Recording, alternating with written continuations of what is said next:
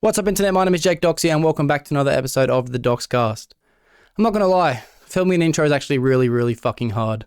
After countless amount of efforts, I've realized this is probably the best we're going to get, so I'm not going to waste any more of my time, and for the length of the intro, I'm not going to waste any more of your time either. So without further ado, let's get straight into the episode. Shawty catch a vibe, yeah, I had to put her on. Bought a two-seater, yeah, we heading for the sun. Shawty got my high, I ain't tripping for the funds. Yeah, I won't start, I ain't tripping, I'm a stun. Before we start, I need to say something to you that I say to everyone that comes on, but I would not be saying it if it wasn't true. You're sitting here because I find you interesting, and that's because you are an interesting person. I want to learn more about you, how you think, and how you feel, and I love that I have the opportunity to be able to share this experience. So I really appreciate you coming over. Thank you for sitting down. Ladies and gentlemen, honestly, one of the hardest working people I've ever met in my life. A man, from my opinion, is able to manipulate time in a way that sometimes doesn't even leave him a second, but it's all because of personal growth. One of my closest and truest friends, this is Hugo Rogers. Thanks for having me, man. That's all right, bro. Honestly, that's a bit of a G-up intro. You know what I mean? Yeah, good. Like, that's what I wanted. That's what I wanted. For real. I'll tell you why I've actually got that, and I have a story as to why I included the time manipulation in the intro.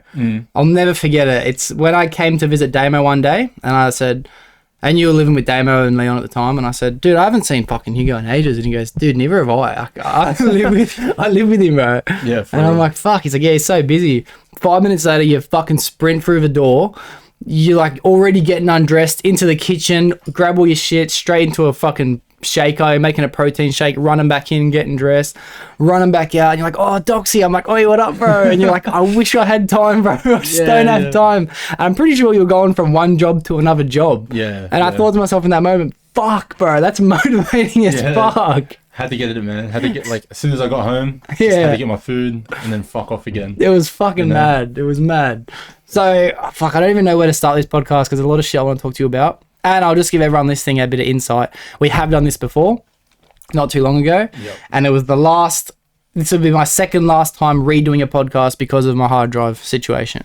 So I'm glad to be redoing this one. But I think we'll start with training because you've always been motivating for me when it comes to training. And let's start with, how'd you get into the gym in the first place?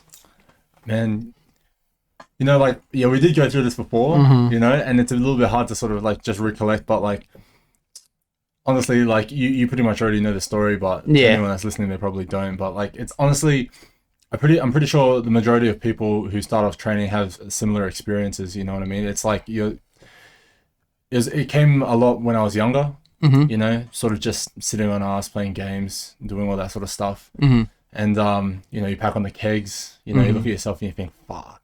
You know, like, I don't know, you just look at yourself in the mirror and you're not happy, man. Yeah. And there's a level of dissatisfaction that you need to have within yourself in order to actually incite some form of change, I guess. You know, so I can definitely relate, not with the putting on the kegs sitting at home, but I can relate to the not being happy with the body part. For me, it was like I wasn't putting on the kegs. That's what was making me unhappy with myself. Yeah. Just a skinny kid playing Xbox. Yeah, because I remember back when we were like, what, 15 or something like that, when I met you for the first time. Like, yeah, you were a skinny bloke, man. Like, skinny for real, motherfucker, you know? Like, no offense, you know? No, trust me, I'm taken. In fact, I'm a bit grateful that you say that because you're not calling me a skinny fuck now. Nah, exactly, man. Yeah. But yeah, man, back in the day, it was mainly just sitting on ass, just fucking not really doing much, you know? And you reach that point where you're like, well, fuck. You know, you have to do something about it. You know, you reach like sort of a point in your life where you're like, okay, well, you got two paths that you can take. You know, you can either go down the road of being a fucking sad cunt, or you can actually go down the path of, hey, look, let's do something about it. You know, and I feel like a lot of people, you know, like they don't like to voice it too much, but they feel it within. Yeah. You know, that's a great point. Yeah. And like, yeah, they feel it within. And then, you know, it reaches that point where it's time to do something. And then baby steps, man. You know, like, fuck, bro, I'm not Mr. Olympia. You know what I mean? I just have fun with it, honestly. It just becomes a part of you. And, like, it's gone to the point now where it's like, if I don't do it for an extended period of time, or, you know, if I'm not, like, you know, like training in any way, or just, it sort of reaches that point where you sort of get, like, depressed. Well, not even depressed, but, like, you just, like, you know you should be doing more. Yeah. You know? Depressed is a good word to use for it, I think, to be honest. You reckon? Yeah, 100%. You can feel depressed without having depression. And I think I think that's probably because you know you can be doing more. I think that's a part of depression. Yeah, definitely, man. Like, you always have to do more, you know? And, like, you always... It's that level of satisfaction, you know? Sometimes people say, like, oh, you know, you have to be happy with what you got, you know, and I guess that comes from being grateful. You know, you have to appreciate what you've got or how far you've come with anything, but you always have to be searching for something more. You know what I mean? Good point. You can do both, hey? You can do both. You can be very happy with where you are, but still want more. Yeah. Yeah, it doesn't take away the gratification of what you've got, but you wouldn't have gotten to where you're going if you already had gratitude to where you were going. You know what I mean? Exactly. I think I said that wrong, but I think you know what I'm talking about. I know what you mean. I get the point you're trying to make. Basically, like, you know, be grateful for what you have, but at the same time, strive for more. Yeah, 100%. Yeah, great point. Now, with training, are you training at all at the moment? Are you training like going to the gym? After I finish this, I'm going training. Oh, sweet. Yeah, so, all right, sweet. Yeah. I'll try not to keep you up for too long, but... No, it's calm. It's all right, man. Oh, bro, I think we had a fucking yarn last time, bro. It was like 3 hours, eh? Yeah, that was crazy. I was meant to go, and like, I was like, fuck, I looked at the time, I was like, holy shit, man, what the hell happened? Like 10 o'clock or something like that. Well, we can't go for 3 hours today because I've got the time frame today. I've got to go to work, so Yeah, I think you're safe to go to the gym after. Yeah, 100%, man. Like, I don't understand how you could spend like all day doing this, and then fuck, man, like go late at night, do what you have to do, like Go to work. yeah, oh fuck, you just get it done, eh? Yeah, I was actually thinking about this just as you were coming. I was doing a shit before, and I was you know those deep shit Yeah, thoughts. those deep thoughts. Yeah, bro. I went deep into it for about fucking 5 minutes or so. I was thinking to myself, like, man, I think because I was actually thinking about your intro that I'd written down before about how you don't have really much of a second to manipulate, and that was from that story of from before. Yeah, right. And it made me think, like, sometimes I don't feel like I have much of a second to think either. Yeah, 100%. Which I guess I enjoy. I definitely enjoy it. I think it helps me not overthink. But fuck, I can't be doing it. I gotta be honest, I can't be doing it next year. No way. I can't be doing what I'm doing this year next year. Yeah. No chance. Why is that? Just too much going on, too much on your plate? Yeah, too much going on, and I think I'm definitely not looking after my body. Like I'm not eating health. I'm eating all right. I could be eating a lot healthier. I used to be a freak, bro. I used to be up to date on vitamins and nutrition and even the little things for your brain and your joints and all that kind of shit. I'm doing none of that. I'm not doing any exercise. Oh, dude. I'm literally withering away. Nah, man. Withering away. Bust out a few push-ups, man. You're know right. what I mean? I have no excuse. That's why starting tomorrow, as soon as I get home from work, I'm going straight to the gym. I'm not coming home to sleep. Straight to the gym. Fuck, man. And then I think that will actually help me by not being awake so often to give myself the rest I need to look after my body. But I'm actually running out of mental energy as well, to be honest with you. Yeah, you're getting fatigued. Yeah, 100% I'm getting fatigued. And it's like, I'm not even tired. I'm not tired. But I'm not able to attack things the way I'm usually able to attack things when I started this night shift court 2 months ago. Like remember the Secret Santa thing I've been setting up? Yeah. I said I'd do it. I did not have the brain power to fucking do it for like 4 or 5 days. And I had it on my mind every day. I got to do this today. And it took like what? Took me 20 minutes to sort out. Yeah. And I didn't have 20 minutes of mental energy to set aside, bro. I didn't have it. Just need to recharge or something like that, you know? Yeah, it was crazy. But no, that's all right. Yeah, like, look, definitely, you know, just sort of take it easy. So you're doing night shifts now, right? Would you just transition back into, you know, just normal? No, I'd keep workout? night shifts. That's one of the things in my life that I do not want to change, because I can sleep at night. I can work at night. I can fit my sleep schedule in to suit whatever I need to fit in the day. Where as usual, you have to go to work in the day and sleep at night. So you can't fit in things like errands and even, you know, healthy daylight training. I think that's kind of going to be important for me. Yeah, 100%, man. Yeah, like, yeah, keep going, sorry. Yeah, it's all right. It's all right. Finding room to sit with guests, that helps me that I would do nights as well, because it's always before I do a shift. It's never, I just finished work, hopefully I can squeeze it in before this person has to either go visit their missus or go do this and that. I can do it from fucking 7 a.m. till 8 p.m. Whatever time during the day, I can set that aside for a guest. So there's a lot of things about night that are good. And the things I would change is definitely going to be like the cashies, the day work, and to be honest, that's pretty much all I want to cut out. I want to cut out the extra work. One full-time job is enough for me. Yeah, you reckon? Yeah. That's enough for me. I'm just being a little bit greedy money-wise other than that, because I haven't got any time. But speaking of which, you've worked more than one full-time job in the past as well. Yeah, for like what? I think I'm going on to my 3rd year now of doing it. Still doing it, yeah. Just about. Yeah. So, fuck. I don't know, it's kind of shit, you know? Like, it does have its drawbacks. Honestly, it does. And you really got to like time is the most valuable asset. 100%. You know, it took me years to understand that. Mm-hmm. You know, like going and working just for money, and Mm-hmm. like you're sacrificing time with friends, you know, relationships, family time, etc. You know, like it really does impact your life, especially Mm-hmm. for the long term. You know, you'll notice that a lot of your relationships and a lot of your friendships, they start to sort of dwindle away, and then you only really stay around a select few people or get involved with a select few people. You know, like over the course since like high school or anything like that, like I've sort of just like drawn back and then just done my own thing, and then you know, because I don't know, I moved out when I was relatively young, and then so I was doing like one full-time job doing that, and then like once I started living with my cousins, actually that was pretty good because at least I had people around. Yeah, You know what I mean? yeah.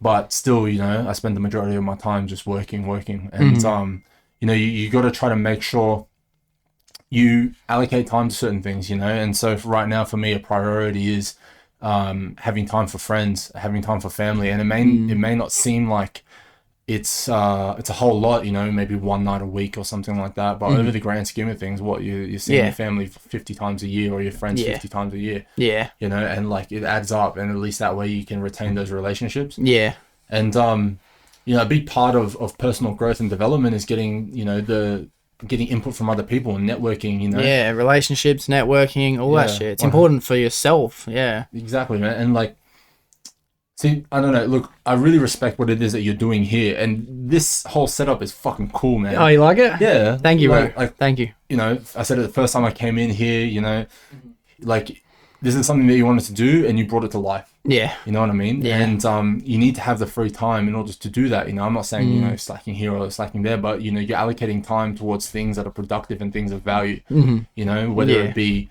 you know, creating content. And, you know, like I said before, this platform allows you to network with people and actually have like an open dialogue and an actual conversation with real people. You know, and then you can learn cool new shit and you can share that with everybody else. Man, that's fucking mad. Thank you, bro. Like Thank you. I'll be sitting there like scrolling through Instagram, you know, fucking brain fog and everything like that, and I'll see your post and then like, oh fuck yeah, you know. Nice. I see Del, I'll see Danny or Damo or fucking Kelvs. Yeah, bro, I'm going through the boys, Yeah, man, and like I just see that shit, I'm like, fuck, this is sick. Yeah, you know what I nice. mean? It's like, And you know what? People are going to think that when they see your one as well. I'm telling you. fuck, thanks, yeah, like I hope so. Yeah, you know? 100%. But yeah, man, like I think it's like, it's mad. So look, in terms of like allocating time towards certain things, you know, you have to prioritize. You know, you have to prioritize personal development and growth. You know, so the way I like to see it is the most important things are family, and then friends, and then your money, and then your health.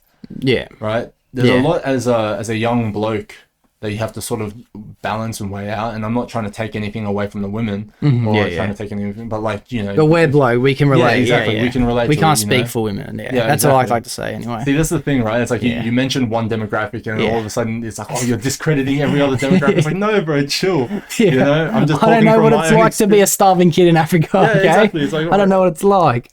Yeah, exactly. So like, I don't know, but like as a young bloke, I feel like nowadays, you know, there's a lot that we need to sort of think about and weigh out. But the good thing is now is that there's actually a dialogue for it. You know, and there's platforms like your platform, you know, where people can openly talk about what it is that they're going through, or try to bounce ideas back and forth, and you know, try to find maybe a new path. You know, like, I think that sort of stuff is really cool. Yeah, well, fuck, for starters, thank you. I appreciate the feedback, because I wouldn't be doing this if it wasn't for the feedback. And I had another like epiphany almost today, and I actually included it in my Instagram post. It was like, I'm very grateful to have the situation I have to be able to sit down with people, but I can also share it. The sharing is fucking great benefactor of the podcast, but for me, it's therapeutic as fuck. Like, I get to sit with you and catch up, and we did it like a few weeks ago, but we get to do it again already. You know what I mean? If it wasn't for the podcast, what other chance would we have to just sit across from each other and yarn for a couple hours, an hour, whatever it is? And for me, it's so healthy. And I agree with you. It's also and I like that you use my podcast, but I'm going to discredit my one and say these bigger podcasts. It's a good way to hear other people's opinions in depth. Like, it's straight up 100%. I'm just trying to touch on everything that you mentioned to me just before, though. So much. I was just so grateful for everything you said. Yeah, no, yeah, it's all right, bro. Yeah, it was good. But 100% with time allocation, that's something that I need to fix in my life. I can't be fucking working as much as I'm working. It's just not healthy. I need to start focusing on my health. And maybe if I focus on my health, I can start working more again. But that's something I need to miss out on. Reason why I'm touching on this so much is because, and you said for 3 years you're going on for 2 full-time jobs.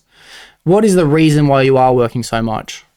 Like, is there something you're saving towards? Are you not able to save, so you need more money to spend? Like, what are you working towards? Honestly, just like saving, you know, saving for a way out, I guess. How do I put it? To sustain yourself and then to allocate funds to something greater, I guess, you know, like trying to establish sort of a portfolio. Like the dream of mine is to sort of own multiple properties, you know, establish some sense of security, you know, and then try to understand how this game works, you know, because like a lot of the conversation nowadays as to how to make money and how to get into a good financial position and then, you know, how to offer yourself some form of security is, you know, it's discussed, right? It's discussed a lot, and people are trying to give out some more ideas as to what it is that we need to do. I feel like, you know, if you work a decent amount, right, then you'll find yourself in a position where you're able to have some funds for the side, and then you can then venture out and do what it is that you really want to do. Yeah, good point. I don't know, people say like work hard now, right, and then, you know, you'll reap the benefits later, right? But at the same time, I'm starting to understand that that's not the case. That's not true. Okay. You know, like the more you work, it doesn't directly correlate to your level of success, you know? You know what? That is a fucking great point, because I've worked my fucking ass off for a long time. And until recently, I haven't had anything to show for it, because I didn't understand the game that you just mentioned that we're all involved in. And that's the Matrix, the scheme of 9 to 5 until you die, that whole game that we're playing. I haven't reaped the fruit of my hard work I've been putting in. So you're right, it doesn't mean just because you work your ass off you're going to succeed in this game. It just means you're working your ass off. It's the only standalone fact of it. Exactly. Well, look, when I first started doing it, I got really excited for myself, right? Because I'm like, oh man, I'm working hard, you know, I'm putting it in. Like, people say this is what you need to do, yada yada yada. But then you start to get disenfranchised with it, because you realize that you're not making any real tremendous strides if you're just doing basic work. You know what I mean? Like, it takes time. You know, I get told a lot that, you know, you need to sort of put the brakes on a little bit and understand that this shit will take a little bit, right? But you also have to have a game plan. You know, I was reading this book. I don't know, I'm pretty sure a lot of people have read this book, right? I think it's like a bestseller, but it's called Rich Dad, Poor Dad. I've heard of it. I haven't read it, but yeah, so I'd be interested to know about it. There was an analogy in it, right? It was talking about there's poor and middle class, and then there's wealthy, right? And then the ways that they handle what they do with their time, right?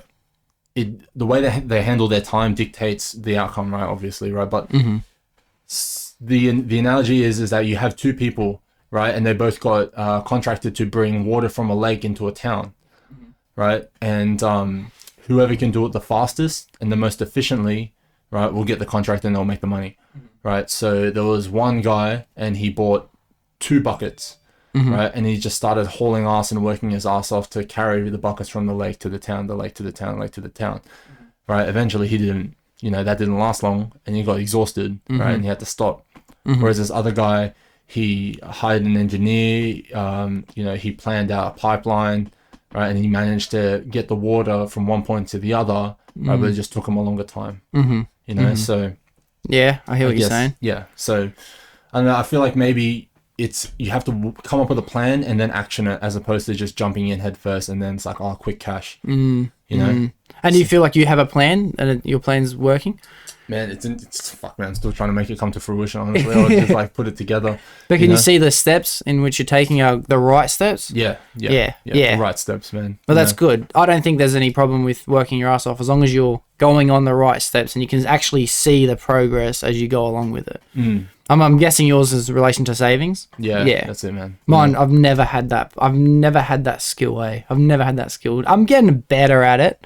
I'd be lying if I said I didn't have it, because I was able to purchase equipment that I need to do this. Yeah. But I've just been like oh, it's payday today, let's go fucking out. You know what I mean? What can I buy today? Yeah, exactly. Now it's like, oh, well, what can I buy in a month and a half, 2 months, if I save this for 2 months? Exactly. And it's slowly, just for me anyway, it's slowly becoming more of a reality that I'll eventually, I think in the next time frame, I'm not going to give myself a time frame, but I'll be able to be like, oh, I can see my fucking house deposit being an easy thing to accomplish. I can see my holiday funds being an easy thing to accomplish. I just haven't ever had that part of my brain that can be like, right, 2 months, sacrifice. For 5 months, sacrifice. For a year, sacrifice. It's just, I don't know, I've never had it. Just go off grid. Yeah. You know, just go off grid. That's why I try to disappear sometimes. You know, like, just don't go out as much. Just, keep it Well, low that key, just helps me work. now. I don't go out. I don't go out now. I think I've been home Friday, Saturday, every night for fucking... Let's call it a fucking after COVID period. Let's call it, so what's that, been a year since lockdown or more? A year and a half? Just about, I'd say about a year, I think. Let's say I've been out fucking 5 times, if that. I'm pretty happy with that. Yeah, it's pretty good. I'm happy with not going out, bro. Going out yeah. sucks. Yeah, for real, man. I don't know, like, it's fun going out, you know, but I don't know, I sort of just I got a little bit bored of it. Yeah. I don't know, just like it hasn't really just sparked an interest in me to actually go out there and I don't know if you're talking about going to the city and stuff like that. Like, if it's an event, fuck yeah. Yeah. You know? Yeah. I Like, think we had a it's great show. period when we went out together. Remember when we that used to was go to wild. World Bar and all that? That was ages ago. Dude, that bro. was a great period in my life. Yeah, Great period. That was really fun. Yeah. That was really fun. Couldn't have picked a better group of boys to go with, honestly. It was you a know what good group, yeah, eh? Yeah, just taking the piss. Yeah. I fucking loved it. And to be honest, since then, going out hasn't interested me. It hasn't interested me. I'm way more inclined to say Pat, he lives fucking 5 minutes, not even 2 minutes away from me. I'm way more inclined to go to his for 2.5 hours on a Friday, come back home. That's my fucking ideal Friday night. Yeah. What about you? What's your ideal Friday, Saturday Fuck, bro. night?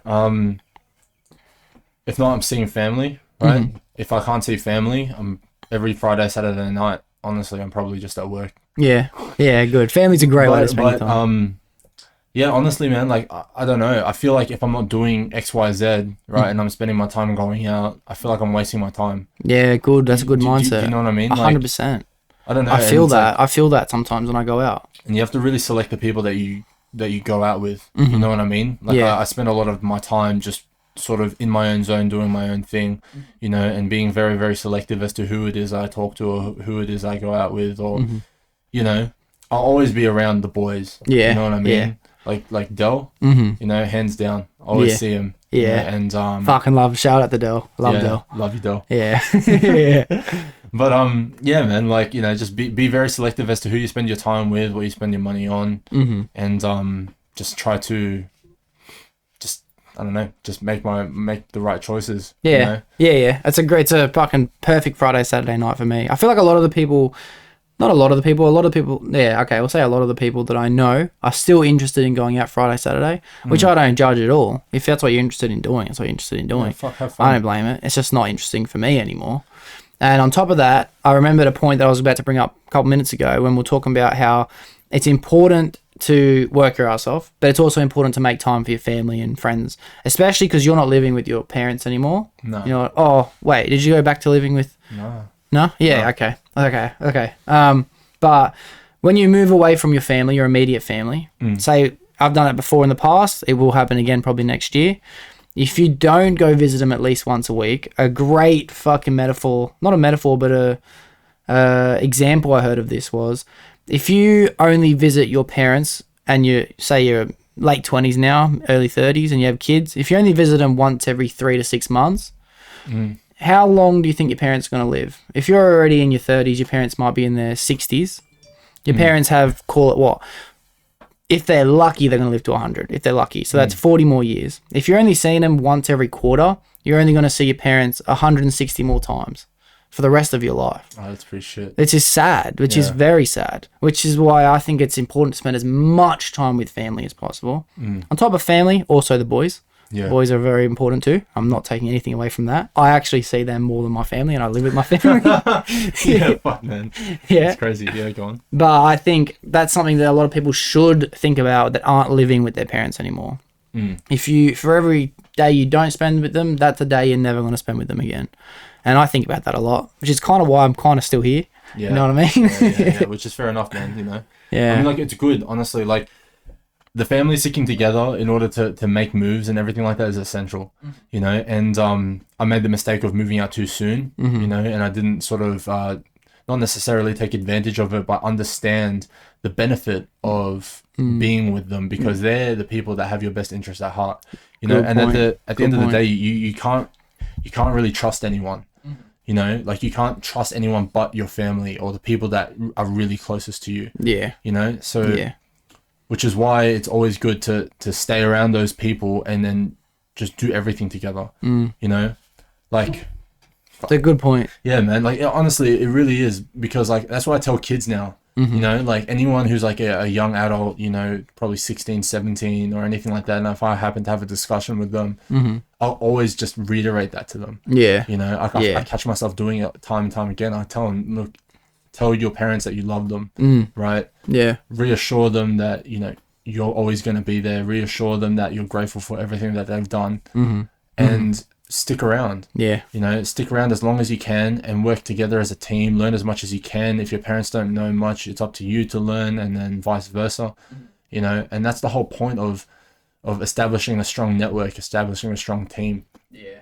And trying to do it solo, you know, I never really fully understood the metaphor that, like, oh, no man's an island. Yeah. You know, like, you always have to have the boys. You always have to have people, or just your parents or your brothers.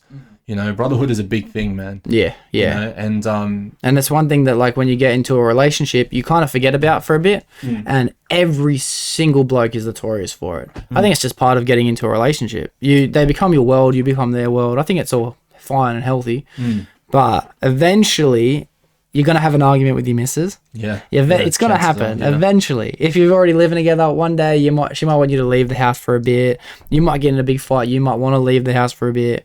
And where you gonna go?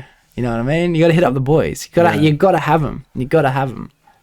Yeah. 100%, bro. Like, you always have to have the boys around, right? But not just to chill, man. You know what I mean? Like, it's nice to kick back. It's nice to get a feed. It's nice to fucking do whatever, right? But you guys have to be doing something together, right? You can't just be sitting on ass and fucking around. Smoking dope and fucking... Smoking dope, bro. Even just having a piss up. For me, it's fun. Fucking oath. I love doing it. Yeah, don't blame you. but it's not what I'm looking for in a mate, you know? It's not what I'm looking for in a mate. I'm looking for a mate that I can have productive conversation with. See, that's the thing, you know? Like, look, I'm not, like, trying to... Like, I'm not ripping into anyone. I'm not talking to anyone directly, you know what I mean? But every single time... Right, it reached the point probably like early 20s, right? Late, like 19, 20 or whatever, right? It reached this point where every time I was out and I was like kicking back or like pissing up or whatever, I had this constant like voice in the back of my head telling me that I'm a fucking flop. You know what I mean? I know what you mean. Like, I'm just like, what am I doing? Yeah. You know, like, what is, like, okay, cool. You know, like, we're pissed. We're like, yeah, cool. I necked that drink in one go, you know? Fuck, whatever. He did a shot. Like, yeah, how cool is that? Yeah, and I'm there, like, oh, it just reaches that point where you're like, okay, yeah, this isn't, it was fun. It's a novelty. You know what I mean? And, it's a great point. It's a novelty. It's a novelty, man. You know what I mean? Like, we've been pushed by everyone, by the media, by society, that this is socially acceptable, that this is what you're meant to do on a Friday night. It's a money-making scheme, you know? It's a very Western culture too. Oh, yeah, 100%. You know, what movies push it, you know, music pushes it especially. Yeah. You know, like, man, music is very, very, like, popular music now is just pure degeneracy. Yeah, yeah. You know? Like, negative influence, yeah. Yeah, well, like, see, that's why I sort of like the idea of poetry, right? Not necessarily poetry, but like being very, very emotional with your music, you know? Like, you have pop music and I can never fucking listen to it, man. Yeah. Like, it does my head in, you know? It's just like, it's the same shit, right? Just on repeat by a different guy who looks similar or who acts similar, sounds similar, you know? And if like, they dress the same, I mean, like, you know, it's catchy and everything like that, and you know, they're doing their thing. Like, they've worked, like, those people who have made it to that point where they're out there and they're making music and, you know, they're pushing out the same formula, right? And they're actually able to make money off of it. Like, they've won. They understood the system. They knew what they had to do, and they're doing it. They're a clone. Yeah. You know, it's like, do it. But they were only able to do that because they were able to monopolize on everyone's fixed brain pattern, you know, because everyone is thinking in this same, I'm going to call it negative construction way. I don't know if that's an actual term, but I'm trying to say like in a not good influence way. In a destructive way. Destructive, that's the word. Non-construction. Here I am trying to be articulate and I'm throwing things out like non-construction. Non-construction. Yeah. Anyway, Because everyone has a destructive mindset. The people who are making it that we look up to in our music and our shows and all this shit, they're benefiting from that through, you know what I mean? Because we're all idiots. Because we're all not exceeding in our own growth. They're exceeding. It's fucking crazy. It's fucking crazy.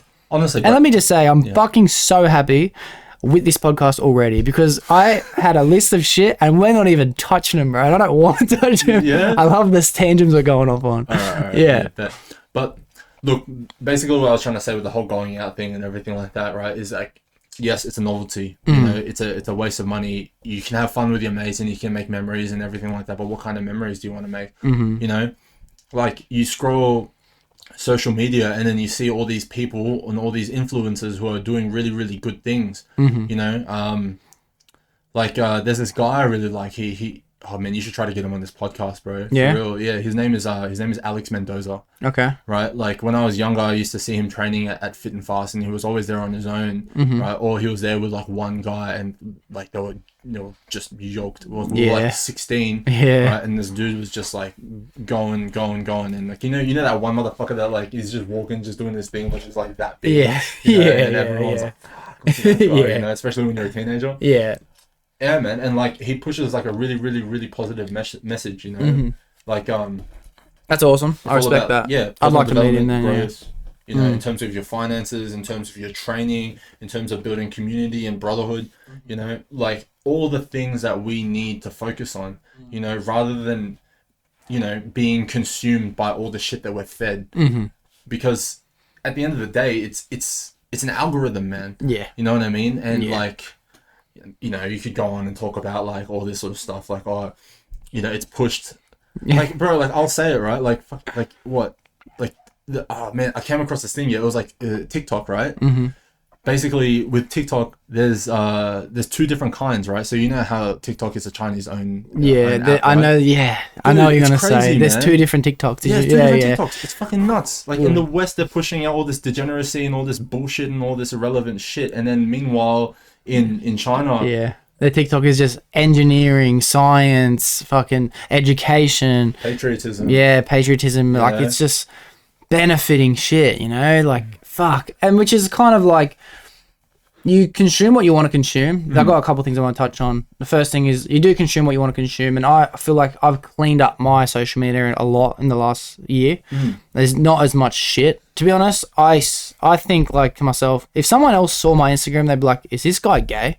Because there's no hot chicks anymore. There's none. There's none. It used to just be all it was. And then there was a stage where it's all it was tattoos and things like this. But now I feel like I'm just more interested in exceptional people and people who are actually putting commitment into their tasks, which is why I'm getting consumed now. But for a long time, that was never what I was consuming. And second of all, we're talking about China and the other TikTok that they have.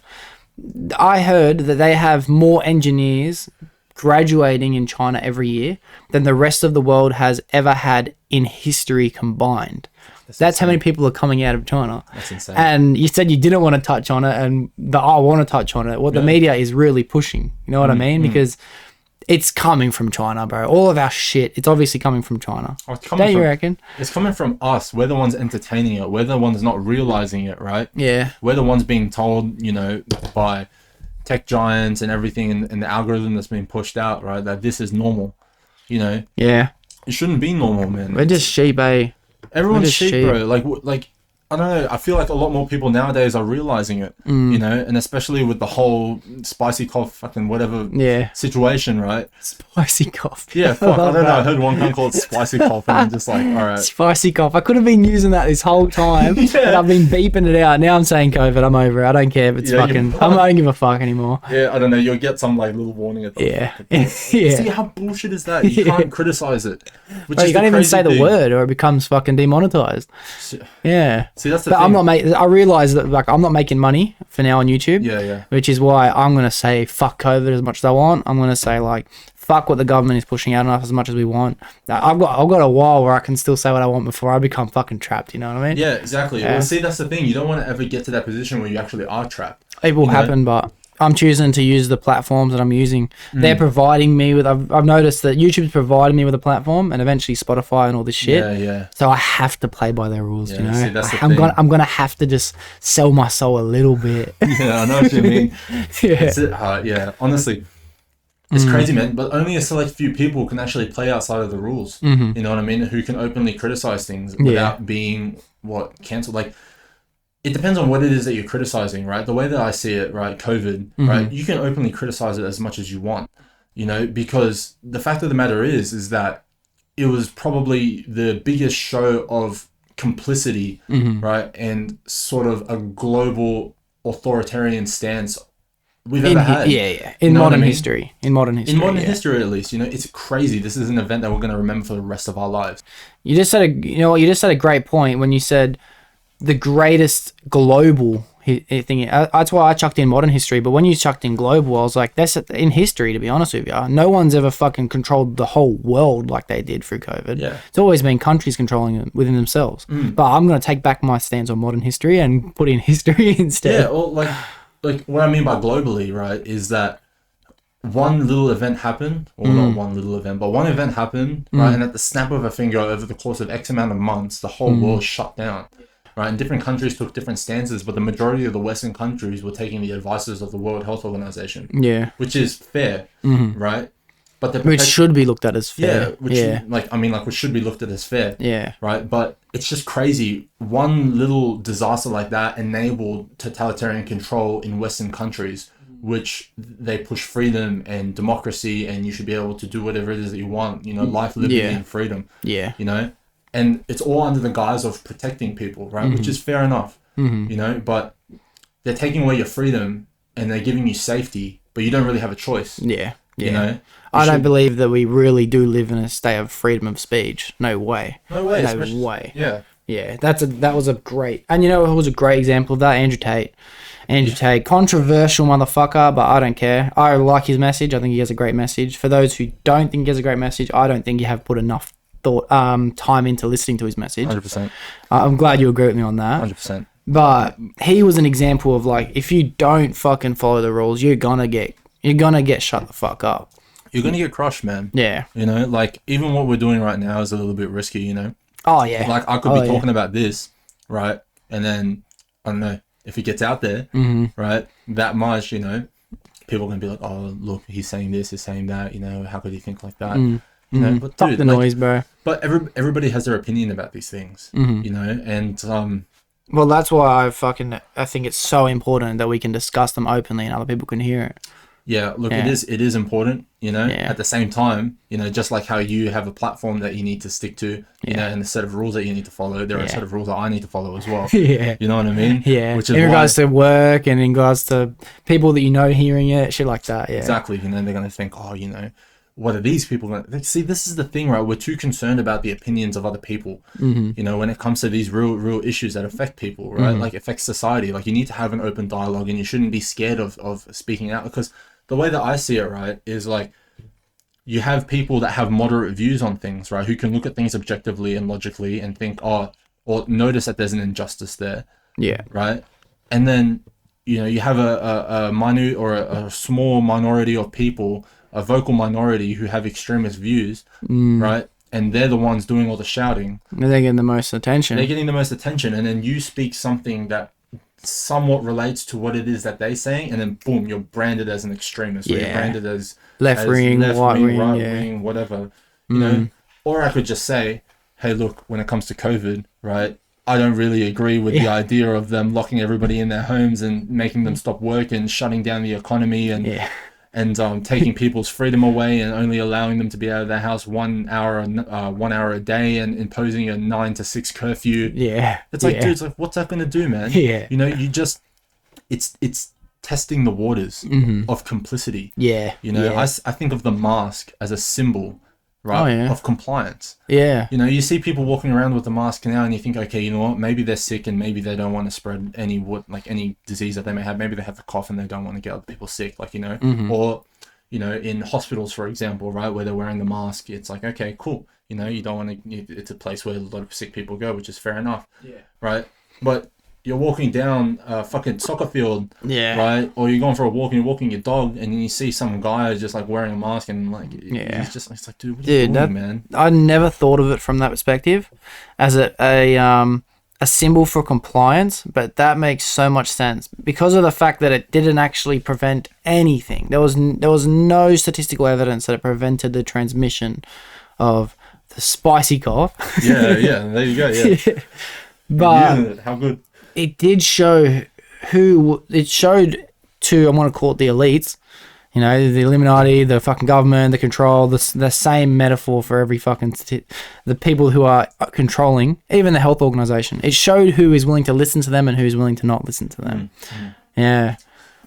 Look, I just want to say, right, there are governments out there, right, who are approaching it the right way, you know, and they understand, like, they're doing it on the basis of health, right, on the basis of protecting the vulnerable, and all that I can respect, you know, but you can't look at that, you can't look at the whole situation and discredit the idea that it enabled totalitarian control. You know, you can't look at, like, people say, oh, you know, oh, there's no way anyone would ever do that, you know, that wouldn't happen, right? But you can't, you'll have half a brain and you'll look and you'll see, oh, you know, the capacity for it is there. You know? Like look at, like, I'm probably criticizing, but look at China right now. Yeah. You know, have you seen what's going on? Yeah, I have seen little clips of it in, like, TikTok and shit like that. Yeah, well, of the pushback. Dude, that's been going on, right? Not many people know about it, but that whole situation has been going on since February this year. Wow. Right? Wow. There was, and we're talking about the sense that they're pushing back against the control of the government. Yeah, well, they've been pushing back for a long time. Yeah. You know, but dude, they have people in these hazmat suits, right? Walking around, dragging people away and throwing them in camps, right? If you're imprisoning people without due process, by definition, that's a concentration camp. Yeah. You know? Yeah. And it's like, oh, you know, they're sick or whatever, or, you know, they have the cough, but bro, come on, it's just a cough, man. Yeah. You know? And that's why, sorry to cut you off, but that's why it's important for platforms to allow us to have this open conversation, because we can, and I'm kind of saying this as a safety net in case they do want to listen, right? But just for everyone listening as well, it's important that we can discuss it and talk about what could be the bad things about it. You know, it could have gotten to this stage of control. We could have been dragged off into concentration camps. And that's what we all felt as a society. How much worse can it get? And by shutting down all opinions on it, it just opens up that realm so much bigger. And I feel like if they continue to control, especially if they try and do it again, no one's going to listen. No way. No one's going to listen. Which is why I think they pushed it a little bit too far. You know what I mean? If from their perspective, if they really did want to try and control us, don't do it so harsh on the first try. Do it slowly over a course of, call it, 30 years, and maybe you'd have a bunch of people who are willing to comply. But because they pushed it so hard, and we could see what was happening in other countries like China, it made us be like, fuck this, we're not going to fucking participate in this at all. No way, man. Yeah. I mean, like, you take a look at the situation right now, right? Okay, the situation in China is that it's a surveillance state, right? They have 150 million plus cameras with facial recognition. They have a social credit system. Yeah. They have trackers where they can see you wherever. They have social media that they can scan for your location. You know, and the minute that you go against policy, you're crushed. You know, like with everything that's happening now, people are protesting, right? And there were situations where there were college students, right, who went to the protest, who weren't posting anything or whatever, right? But then they would go back to their college or they would go back to school, right? And they would get caught up and they say, hey, look, the police are here to talk to you. Why were you here at this location? Put a written statement in, right? all because people are expressing their opinion and their discontent towards the situation and the way that it's handled. You have like literally people being dragged away, separated from their families, right? Like the reality of it is that you're separated from your family, right? You're dragged away and you're shut into this box, right? And you can't leave. You speak against the policy, the CCP will crush you. They will take away. They'll lock you up because you're protesting, and to me, that just like, if that comes here, right, then it's game on. People say it will never come here, but we were like that close, man. We actually had facilities in Australia that they were taking people away to who were speaking out. You know what I mean? If there had been cases where people had been like, I don't agree with all this shit. That person's, one instance I'm talking about, this guy's missus dobbed him into the World Health Organization and being like, yo, my partner isn't really complying. Like, I'm kind of, she was, that remember when they pushed that narrative, dob on your neighbor? If you see someone not wearing a mask, we'll even pay you for this kind of shit. Yeah. Well, this one chick did it to her boyfriend and he got literally dragged off into a fucking concentration camp. It was a proper facility designed to keep him in. They took away his phone, and this happened to someone in Australia. So it's crazy. like it was at fucking the doorstep. Yeah, or like they were developing facilities in Darwin, like they were developing facilities in Queensland as well, from what I can remember. That you leave your home, you'll be fined $5,000. Yeah, dude, like, come on, man, that's insane, bro. It's insane. Like, but now I remember being like, man, if I ever get fined this fucking shit, and enough people get fined this shit, that's a dangerous society to live in because no one's going to be complying anymore. And that's why I think it got pushed too hard. And I understand that in the sense that they were kind of, because if a lot of people that I know, they were genuinely scared of it. They were genuinely scared that if they got it, they were going to die. And if that's how the acting authority thought, then I understand the need to feel like, we can't allow anyone to go out. What if they really do get sick and die? I understand that completely, but it's like they just pushed it way too hard in the sense that if they do try and do it again, no one's going to listen. No one's going to listen. No, yeah, exactly. Like, I believe the stats were like 75% of the people who actually died from the virus, they were over the age of 65. Yeah, pre-existing health conditions. Pre-existing health conditions, etc. It's like, which is fair enough. You've got to protect those people. Right, but at the same time, it's like you can't affect society in such a huge way. Like right now, what's happened is they shut everything down and fucked everything up. They lowered the interest rates so that way people would spend to stimulate the economy. And then now, look what they lowered it to record lows, and then now it's record highs. Yeah, it's just a massive spike. And if you look at it, it looks almost manufactured. Like a manufactured recession. Yeah, I agree with you. And like, I'm pretty sure this fact is accurate, but I might be wrong, so correct me if I'm wrong, anyone listening, but I'm pretty sure we had an average death of like 40,000 people from the flu a year, something around that number. Then through the era of COVID, we had 0 deaths of the flu. We actually had 0. We somehow beat the fucking common cold that has been around forever. And around 40,000 people died from COVID that year. There was 0 spike, I know, in Australia of deaths due to COVID as there was deaths due to the flu. And I know we've gone off topic, and for everyone listening, sorry if it's been a crazy ride, but the reason why I'm actually so for this one subject of COVID, the reason why I'm so strong about my opinion on it, and I've never said it on the podcast before, because up until this point it's been like a itchy subject I didn't want to talk about. But I know multiple people who got seriously depressed through COVID, and even to the point where people took their own lives. And I believe it was a massive contributor in the fact that everyone was forced to stay home, weren't allowed to go out, weren't allowed to exercise, weren't allowed to earn or spend money and be literally living their lives. They weren't allowed to do that. And I think that was a massive contributor in all of these people's scenarios. Massive contributor. If it wasn't for this, these people might have never gone through it. So that's why I'm sorry for everyone fucking listening. We haven't gone on a crazy ride, but I'm fucking extreme about this subject. You know what I mean? They should not have done it. Passionate. Yeah. Passionate. And sorry, let me just recount something. Well, before we were talking about how the media is just pushing all this negative shit on us. And I know from a listener listening in, it was a crazy ride as well. But the reason why I think that is important is because what I want to mention next. And that's we touched on the people who are actually providing healthy content, which I said I listen to people on Instagram now and TikTok who are actually doing motivating things. And you said this guy that he recommended me to that you've seen at the gym, he's one of these people. And I think you have the characteristics to be one of these people. Oh, fuck, man. I really do. You have a deep way of thinking and you understand that the matrix are all stuck in.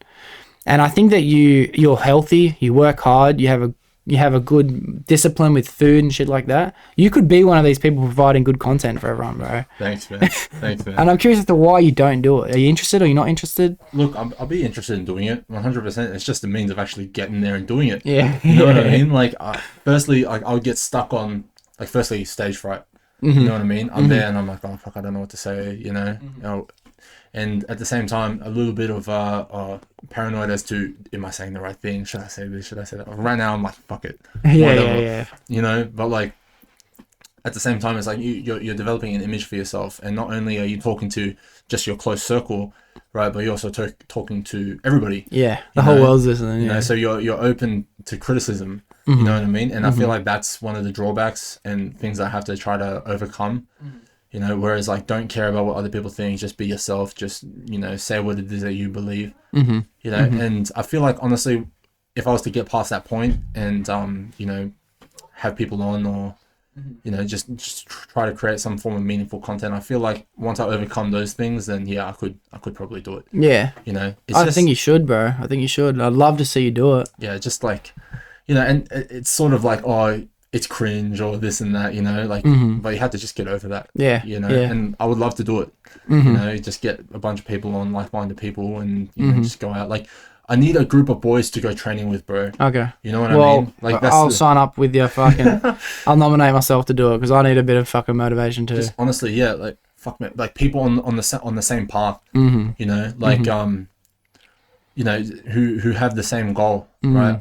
I'm very, very selective with like who I go training with or anything like that, you know, because like, I feel like it's my time, you know, like it's my time in the sense that, you know, I'm there to get something done, you know, and if I like you, right, or you really want to really want help and you're really passionate about trying to make a difference, I will fucking give you my energy, bro. Yeah. You know what I mean? Like I'll do it. I'll help you out. You know, if you want to pick my brain, by all means, go for it. I'm not saying I'm a genius, but you know, there's probably something I know that you don't, and vice versa. Yeah. You know, so like let's go through it together as long as you have that right mindset. You know, I don't want to drag somebody who's going and saying like, oh, you have to do this and you have to do that, and then we're all tired. Yeah. Fuck off, man. Yeah. You know, like it's also not really, you're not going to socialize. You're going to get a goal done. If you happen to be socializing while you're doing it, that's good, but you have to get your goal done. That's got to be your main thing. Exactly, man. You know, but dude, honestly, you meet the best kinds of people at the gym. Oh, of course. Everyone there is a hard worker at the end of the day. Yeah. I'll talk to this person. He says, yeah, you know, I own this business. And like, there was this guy I met there. His name is Chris, right? Fuck, I wish I knew his last name. Right. Shout out to Chris. Yeah, anyway, shout out to you might Chris, be listening somehow. Yeah. Fuck, man. Dude, I used to go there at like 4:30 in the morning, around 4:30, 5-ish in the morning. Right. And this motherfucker would be there every single time. Yeah. Okay. You know, there were days where like, I would miss it, right? And I'll go at night or whatever. But without fail, every time I was there, he was there. Yeah, okay. Right? No matter how inconsistent I was with going, he was there. You know, and he would run his own business. He would be there training his son. Wow. You know, his son was 19. He was fucking jacked. Yeah. You know? That's mad. They're there at freaking 5 in the morning. Yeah. Right? Like deadlifting 180 kilos. It's like, dude, what the fuck are you on? That's mad. You know, it's just insane. And like you see people like that, and they're so amped up, you know. And I'm like, oh, you got a busy day? And he's like, yeah, man. You know, you got to do these fit outs. You know, I got to travel here. You know, I've got to go into the city soon. I've got a gap soon. It's like, dude, it's like... Yeah. It's motivating, you know? Yeah, 100%. Inspiring. It's inspiring most of all. Yeah, and some people just build habits like that, and then it's just a part of them, you know? And that becomes part of your character. Yeah. You know? Yeah. That's why it's like, I can't stand the idea of people sitting around and playing... Like, I don't understand... Like, look, hypocrite, right? I better say, you better not be fucking talking about video games. Yeah. Hypocrite, bro. But yeah, fuck, man. Like, I can't catch myself doing it anymore. You know, like, bro, like when we were younger, COD. Oh my god, man, you know. Dude, I just built that. For everyone who can't see, it's a fucking PC. Oh, that's sick. Just to play COD. Actually? And I have not even downloaded it. I started the download. It got about 20% in. That was a week and a half, 2 weeks ago or something. I don't have time to plug it in, guy. Dude, I want to play COD so bad. how do you build that shit? I am going to say it's not as hard as you think building a PC. But the only reason I was able to build it is because Ryan Fossey, my closest mate, came over and helped me for like I think a day or two, and he knew what he was doing. If it wasn't for him, I still would have been able to do it. Sorry, Fossey. It just would have taken me a lot longer, a lot more research. If it wasn't for him, it wouldn't have got done as quick and as good as it was. But it's not as hard as everyone thinks to build a computer. Say you spent 30 hours researching it, you could build it. Yeah. Fuck, man. Yeah. Shout out to Ryan. Yeah, shout out to Fossey, bro. He saved me a lot of time and definitely headaches because I would have been stressing out. Yeah, but man. even when he left, like it worked. The next day I went to plug it in again and it was not running. Everything was alive and lights were going. Computer just wasn't working. And it was just a matter of pulling everything apart again and rebuilding it to get it to work. So it was fun. I recommend it, building a computer. Bro. I was about to just get an Xbox. Yeah, I know. I could have done that.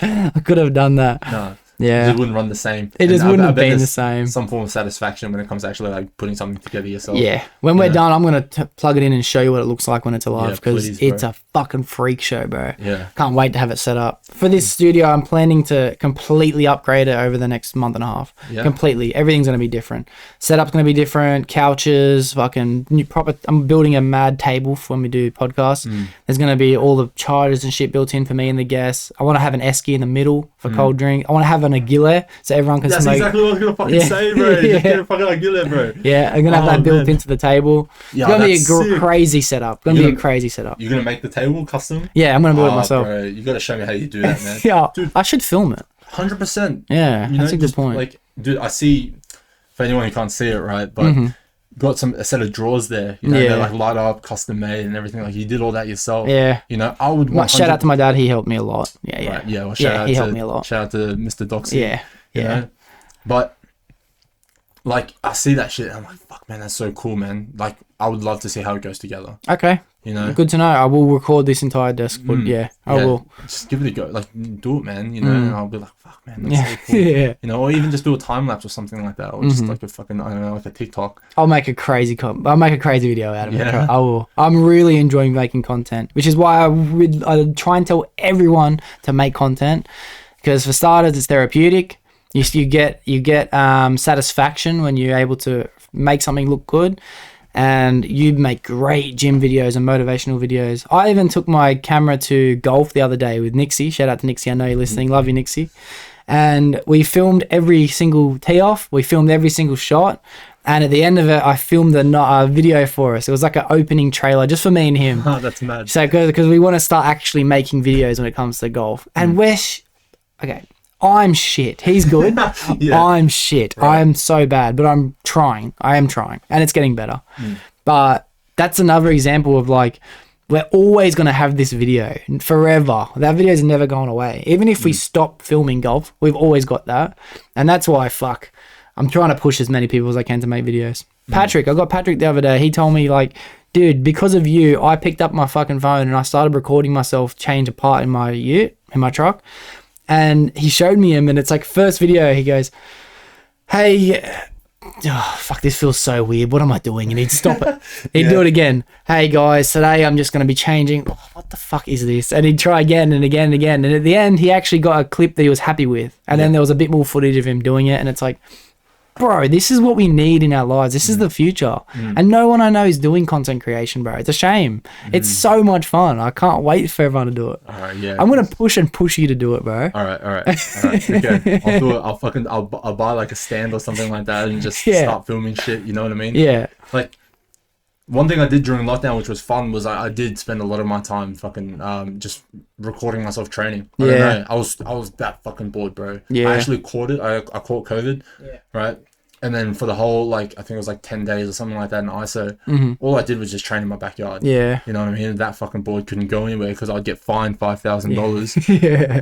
And and plus I didn't want to get people sick, you know what I mean? Yeah, of course. When you have it, it's a different story. Yeah, exactly, right? So yeah, like all I did was just film it, you know what I mean? And then like I would get bored some days, you know, and I would do like little edits and stuff like that. Yeah. Like you know, like I as a kid I used to watch a lot of day in the lives of people just, you know, training.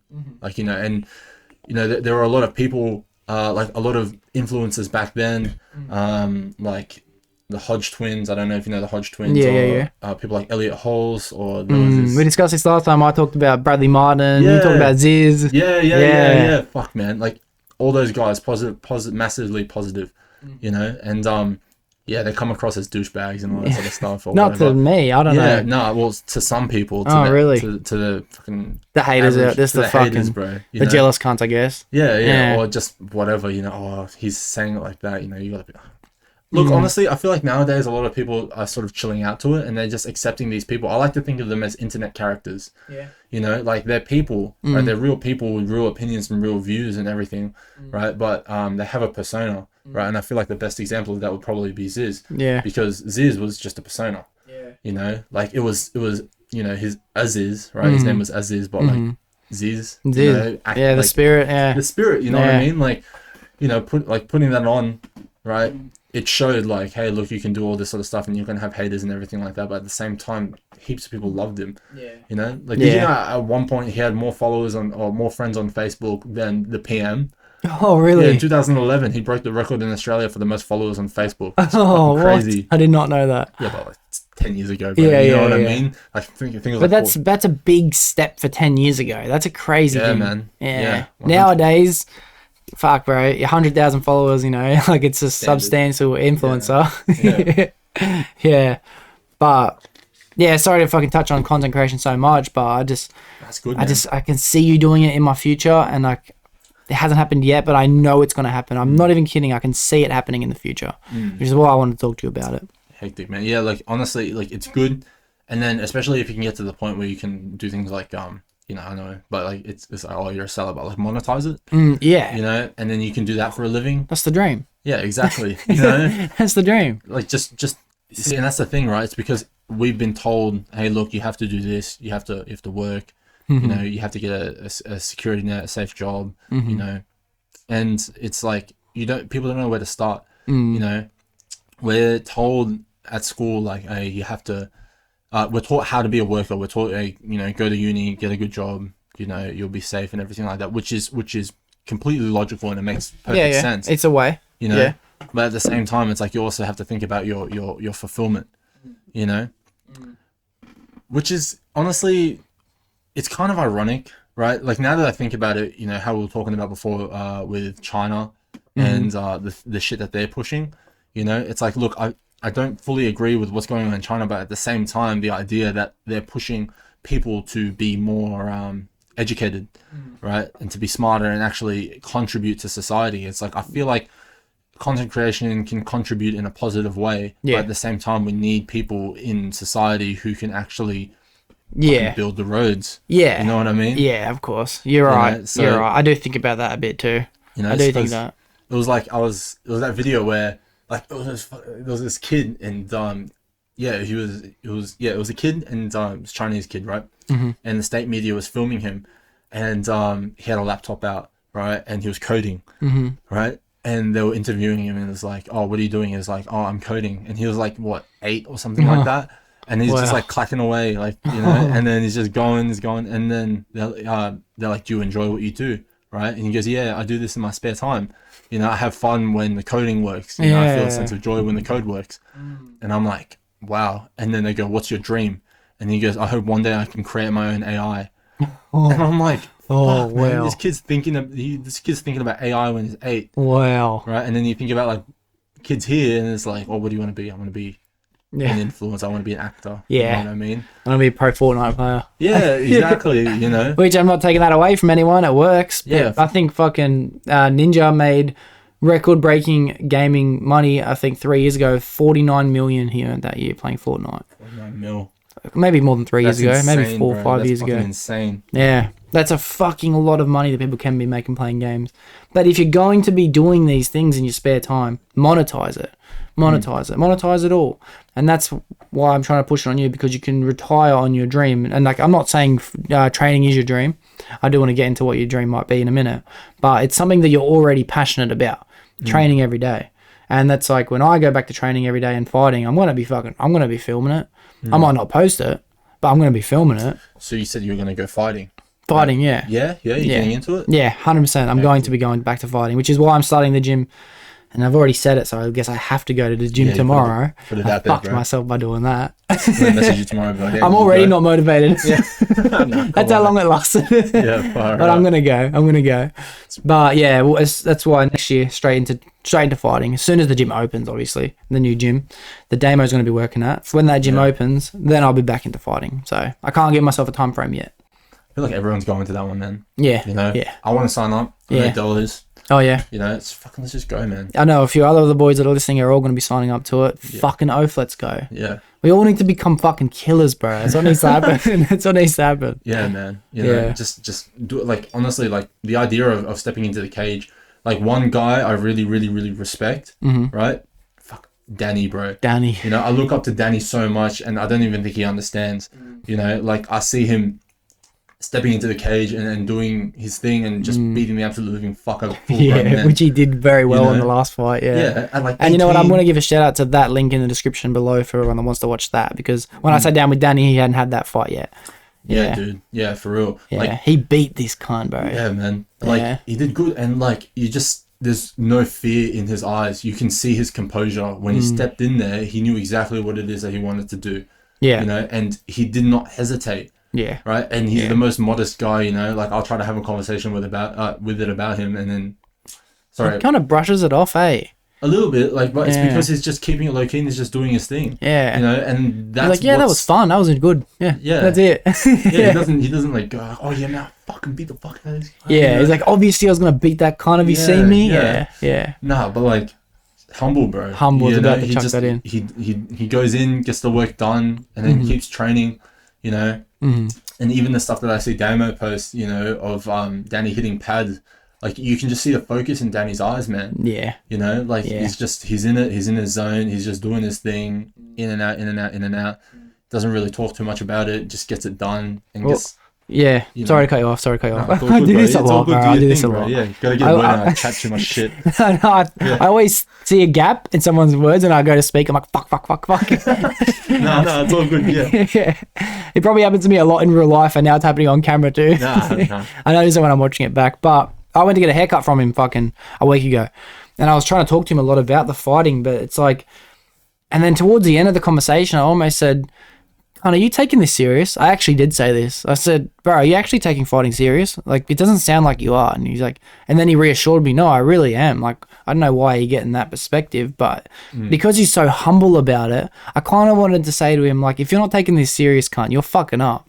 But then he reassured me, no, I really am taking this. I want to do this for the rest of my life. I want to be a full-time fighter. I'm just being practical. I'm gonna talk about other things at the same time. And it's like, so my apologies. I misjudged the situation. Yeah, man. Well, like, like I said, he stays low key. He does his thing, gets it done. Respect to him. He's grown up to be a real good man. Yeah, he is. And shout out to Danny. I know you listen to. Yeah, shout out Danny, bro. Yeah. But Danny, you're gonna have to train me, bro, for real. You know, I need some help. Dude, if you want the training, it's not from Danny. It's from Damo. From Damo? Danny is as good as he is at fighting because he has a natural gift to, obviously, you know, left, right, up, down, fucking he can jump around, he can move. It's all part of his skill set. But Damo is a trainer. Yeah, Damo is the one that got Danny to where he is. And Danny, you better fucking know that. And Damo, I know you're listening too. Damo knows it too. Damo is the one who trained me. And like, I was not as good as Danny is what he is now. But back then, me and him were at a good skill set level together. If I kept training, I would be still as good as Danny is today. I find us to be pretty similar in our training. But even though he beat the fuck out of me now, can't deny it. Yeah. Damo is the one that trained us both. Damo is the one that gets all the credit for the training. So if you want to be trained, hit up Damo. See, 100%, man. Look, the way I see it, you got to give credit where credit's due. In a sense, you know, it's like Danny couldn't have gotten there without his discipline and without his dedication to the sport. Yeah.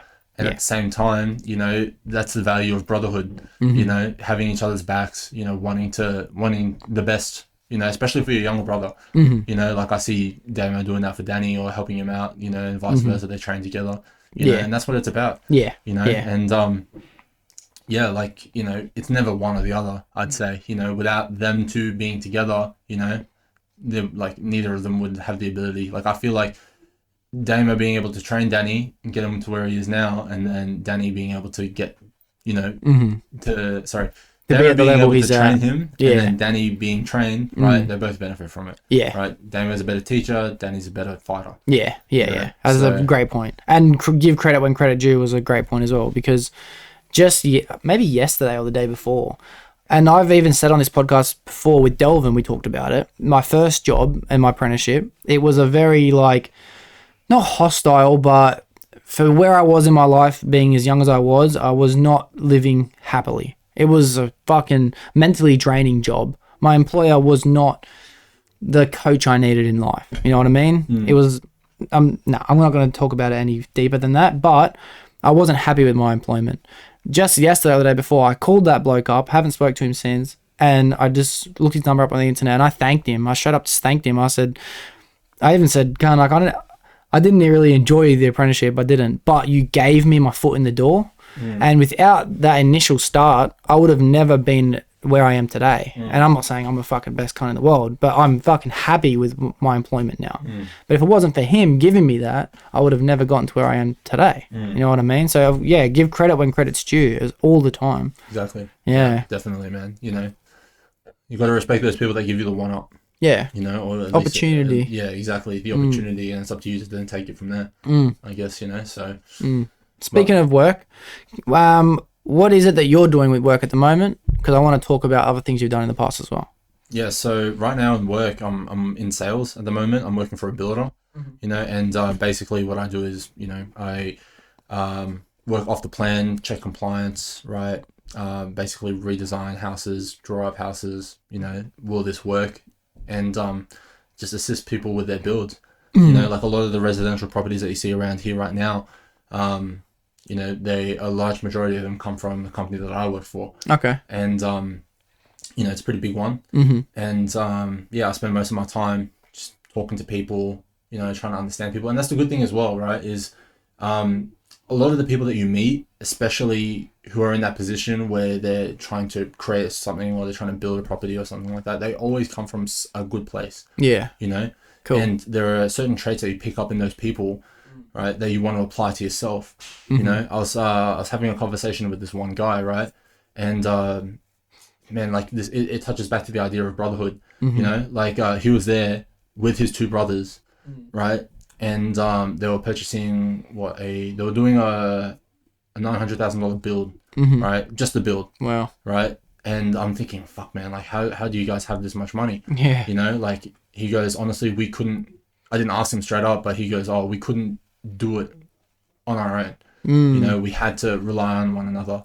Joined forces, yeah. Yeah, exactly, you know, and I feel like that's the thing. And, you know, I see a lot as well. A lot of other people are starting to realize and are starting to pick up that, you know, you need to pull your resources together as a group, as a family or as a team, right, in order to get somewhere, you know. And, you know, a lot has to do with culture as well, which is why I respect cultures, you know, from... That's a very Muslim culture thing as well. Yeah. Yeah, like a Middle Eastern culture, you know, where it's like the family stays at home, you know, stay at home until, you know, you're married, or stay at home until you're in a good financial position or you're educated enough to move out, you know. Like I did used to see a lot of the drawbacks when it comes to a culture like that. You know, it's like, well, you're not getting any real practical world experience, but at the same time, you're building up your resources into, you know, to put yourself in a position where you don't have to struggle. Yeah. You know? Yeah. So, and then you're also benefiting from the people before you who have had to learn from that. Like, here's another thing. We think, I know it's for me, and I'm not going to speak for everyone, but for me, I think I know everything. You know what I mean? I think I'm figuring it all out as I go. I don't know everything, but I feel like I've got a pretty good interpretation of what life is about as I go through it. But I forget that everyone before me has thought the same thing, so I should really listen to what other people are telling me from a very open mind, which is why in that culture, they're actually listening to the people that came before them. And a lot of them probably went out early on and started paying rent somewhere. And a lot of them probably bought a house way too early. And but over time, they've started to listen to people. It's like, no, we should really pool our resources together and go at this from synergy. Because synergy, for anyone who doesn't know, means when you just say I have 100 energy and you have 100 energy and we go at a task together, you think that we'd have 200 energy on the one task. We have about 250, 300 because as a collection, we're so much more powerful, which is what's mad about that culture. Yeah. Yeah, look, like I feel like that sort of culture where you have to, like, the kids stay home, you know, it's frowned a lot, especially in the West. It's frowned on a lot, especially in the West, right? Where it's like, oh, you're 25 and you're still living at home or whatever, you know. But if anything, that's good, man. You want to stick together. You want to help each other out. You know, you don't want to be in a position where you're paying rent and then you're putting money into a random stranger's pocket. You know, it's like, what's the point of that? There's no real point. You know, you want to collectively just, you want to build your assets together, right? And then you want to be able to go out as a team, right? As opposed to everybody just separating, you know, oh, you're 18, leave home. You know, it's a mistake I made. Yeah, you know, and that's why I keep on telling people, fucking tell your parents you love them and stay with them. You know what I mean? And it's yeah, like there's a lot to benefit. They can benefit because they get extra hands around the house, you know, and also you can help contribute to the family, right? Because you're of age and now you're competent and you know you have the capacity to do it. And at the same time, you know, you can benefit from it as well. You can work hard and then you can keep a lot of that, you know, a lot of the fruits of your labor, you know, without having to give it out to random people that, you know, and you're helping their situations out. That's one thing I'm not prone on doing, bro, paying someone else's mortgage. I've never been prone on that. There's no point to it, you know. What you get the respect of, oh, you know, I'm out on my own and I'm doing my own thing, but that novelty wears off, you know. But I do respect it a lot. I think it's a good character building life lesson that you need to go through, being out on your own. So people who are out there paying rent, I actually do have a lot of respect for them. It's just not something that in my situation I see practical as. I'll live at home and I'll be the fucking loser until I'm fucking 35 if I have to. If my parents want me out, a different story. Yeah, but as you said before, you're able to contribute as an adult, help out with tasks. I help my dad a lot with things that he needs to do. I don't fucking want to, but if he comes and storms in here right now and says, "Give me a hand," it's like, "Fuck, oh, yeah, all right." Yeah. So I see it practical for both of us. You know, and like if anything, I feel like it gives people a sense of purpose as well. You know, like if anything, right, the whole purpose of your parents, right, is to protect and provide for their children. You know what I mean? And if you can still continue to do that, right, whilst you're giving them a leg up to then go out and do it on their own and then for their children, and eventually when the parents are older, the children will do it for them, right? The roles will flip, like reverse parenting. Yeah. You know, where you build a strong family like relationship and then, you know, you don't have to stress too much, right? Because you know you have your team. You know you have always have people to fall back on, and that's the thing. You know, so that's a good mindset, dude. And a lot of people probably see it as a burden, unfortunately, because I hear people talk about it, and it's like getting old in our societies. It's almost like a sad era because now a lot of people see themselves having to look. Oh, I've got to look after my parents. I've got to look after my in-laws, but don't be so ungrateful, you know what I mean? Like they looked after you in your fucking first 25 to 30 years. Now it's your turn to look after them in their last 25 to 30 years. Yeah. Yeah, exactly, man. Like, yeah, you got to stick it out for your family, you know, and don't be ungrateful for what it is that you have, because when you're out on your own, you're doing everything, and I'm sure people can survive, like you can survive, but you don't thrive. You know what I mean? Some people can thrive on their own, you know, some people, you know, go ahead and put in the hard work and then, you know, they make it out on their own, you know, but really logically you want to be thinking of it from a family perspective or a brotherhood perspective, you know, or a unit, you know, and like that's probably the most important thing. And you know, so if I could take anything back, I would stay home, man. Honestly, I would stay home and I would just really pull my resources and try to get my mindset right with the people closest to me, you know, try to get everybody on board. Because I feel like sometimes families can be so split up into their own thing. Like it's the mistake that people make, you know, when they're younger, they fall in love and then they go out and then they live they decide, oh, you know, I'm going to move in with my missus, and then, you know, you basically like you take that risk. Yeah. You know, sometimes it can work, sometimes it doesn't. Depends on where your headspace is at. You know. And then, you know, it might work, it might not work, right? But you got to know at the end of the day that you have your family to fall back on, your team. Yeah. Yeah. Good point. Good point. Yeah, I want to keep talking about what you're doing with work at the moment, but you led me to a good point where, do you see yourself in the future collecting your resources with people in any form, property or opening a business or anything like that? 100%. Like, you know, I have conversations right now with the people closest to me about those things. You know? Cool. Like you have to have that sort of idea as to, we're going to pull our resources together and we're going to make something. And property is probably the best thing. You know what I mean? Like, people are scared about getting into debt, you know, but debt is a leverage point. You know, like, you get your foot in the door, especially as a young bloke, right? The best thing that you can do as a young bloke is purchase your first property, right? Because that gives you the capacity to have a form of income, right? It's a different income stream. And, you know, most people nowadays are stuck in the whole thing where your job is your main source of income and your home is your biggest asset. Yeah. Right. And I feel like that's probably the wrong way of going about it, you know, because we spend in correlation to our income, right? You get a raise, say you go from a job that's paying you $50,000 to a job that's paying you $100,000, right?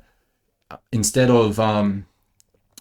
of putting their money towards something useful and something practical, right? You have that $50,000 increase, right? You'll just buy a bigger home for yourself, or you go out and you'll rent in a nicer part of the city, you know, because you can afford that life, right? Whereas if you just live below your means, right, and then you have that additional income, you can save that and then you can put that towards something which is going to actually give you more income later on in the future. And, you know, then you can leverage to a better point. But the whole point of working and the whole point of attaining assets is so that you can have your assets or your income is progressive and like well, I know the word you're trying to think, like when you make money while you sleep, like is that what you're thinking of? Passive. Right. Yeah. Not necessarily passive income, but basically income that works for you. You know what I mean? Like, you can put your money towards something that's going to generate more income. Yeah, I think isn't that what passive is? What's passive income is like income that comes in without you having to do anything. Oh, you okay. know, like, for example, if you sell a product, right? Say you have an ebook, or say you have a Zoom course or some shit, right? Or like a drop shipping website or something like that. Yeah, something that's automated. Or even a product code sponsorship. Yeah. Or passive income could be, say you purchased a property outright and you're renting it out. That income, right, is just, it comes in. You don't have to do anything. Well, I guess what we're talking about is the precepts to passive income. Yeah, pretty much. Yeah. That's cool. Well, I've actually been, it's a good thing to know that you're putting thought into that too, because I've been putting thought into that lately as well, in the sense of buying a property has always been scary for me. And I talked about this on the podcast before, where I don't like the commitment side of it. But at the same time, now that I'm talking about doing that with really close mates, I'm not as scared to do it anymore. I haven't worked out the psychology as to why my brain's feeling more comfortable with it. But I think that is what I'm going to be doing in the future, going in on these things together with people, because I see it as maybe the reason why I'm more inclined to do it is because it's the synergy factor of it. You know what I mean? It's like, we can do this together. What else can we do together? And then that's making me want to open a business with mates at the same time. And collecting resources, as we've been talking about. If you're going to purchase property, do it with your family. Yeah, do it with your family. Don't do it with. I mean, like, look. If a lot of people say one thing, a lot of people say the other thing, but a lot of people do say don't buy property with family. I would suggest, like, it depends on your family situation, I guess. You know what I mean? But I would do it with your parents. Right? Parents is a good one, yeah. Yeah, because, like, you know, or your brothers, you know, or if you have sisters, your sisters, you know, like, keep the money within the family. That's the thing, you know, like, I would say just, keep it within the family. Don't go with people who you don't know fully or you don't trust fully just because they have the capacity to do it. At the same time, you don't want them to stitch you up, you know. You know, and the good thing about purchasing a property, right, is that it generates this thing called equity, right? So pretty much as soon as you purchase a property, right, say for example, you purchase a home off the plan, right? So the way that it works, right, is you purchase a piece of land, right? And So you got these developments out here, right? So I'm sure you're familiar with places like Marsden Park and Box Hill, right? All these newer areas where everything looks the fucking same, you know, and they're all maintained by a massive developer. In some cases, it's Stockland, right? So what they do is they develop these large land releases, right? And what they do is while they're developing it, right, they propose the idea to their clients, right, you and me, right, and then they sell us. They say, hey, look, this block is going to be built in X amount of time, right? Purchase this property now, give us some money, right, and it will be yours when it comes, and then you can get a loan from the bank and you can settle on it. Yeah. Right. But from the point of actually purchasing it, say it's not developed yet, but you purchase off the plan for 500K hypothetically, right? And say it's not going to actually be ready for another year, right? In that year span, right, growth has happened within the area. Yeah. Right? They've developed schools, they've developed shops, parks, you know, public transport, right? Basically, the demand, right, for the area goes up, therefore the value of the property goes up. So you purchased it at 500K and it wasn't even ready yet. It's only on paper. Yeah. Right? But by the time it's actually ready, right, it's worth 650, 700K. Yeah. Right. Or even upwards of more, eh? Yeah. Yeah, I guess. Yeah. So between that period of time, right, you've literally done nothing, right? That's an asset that's generating you money and you haven't actually done anything. It's just been there. Yeah. Right. Yeah. And then what you can do is with that difference, that 150 to 200K difference, you can borrow against that for another property, right? And that's how you progressively build your portfolio, right? And it's almost fucking like cheating, eh? Like at the end of the day, when you think about it, because you're not working necessarily for those extra properties. Those properties are working to buy more properties for themselves. Exactly, right? And that's how the system works, right? That's how the richer get richer, right? Because if you're spending all your time just saving money, right? Like think about it, right? Like how long would it take you to save 200K? I don't want to say. You know, yeah, exactly, right? But like, how long would it take you to save that money, right? For it to be like tangible. X amount of months. X amount, or right? years. Yeah. Yeah, Right. yeah. Being rich in your account, right, doesn't necessarily make you rich, right? You can be rich in assets, right? And then when the time comes, right, if you need to cash out, right, you can then sell that, or you could use that and put it towards something else. But the thing is that what you want to keep in the back of your mind is that these properties, they're continually building your wealth, right? Your net worth, you know? So as time goes on and you're paying those properties down, right, they're accumulating in wealth over time.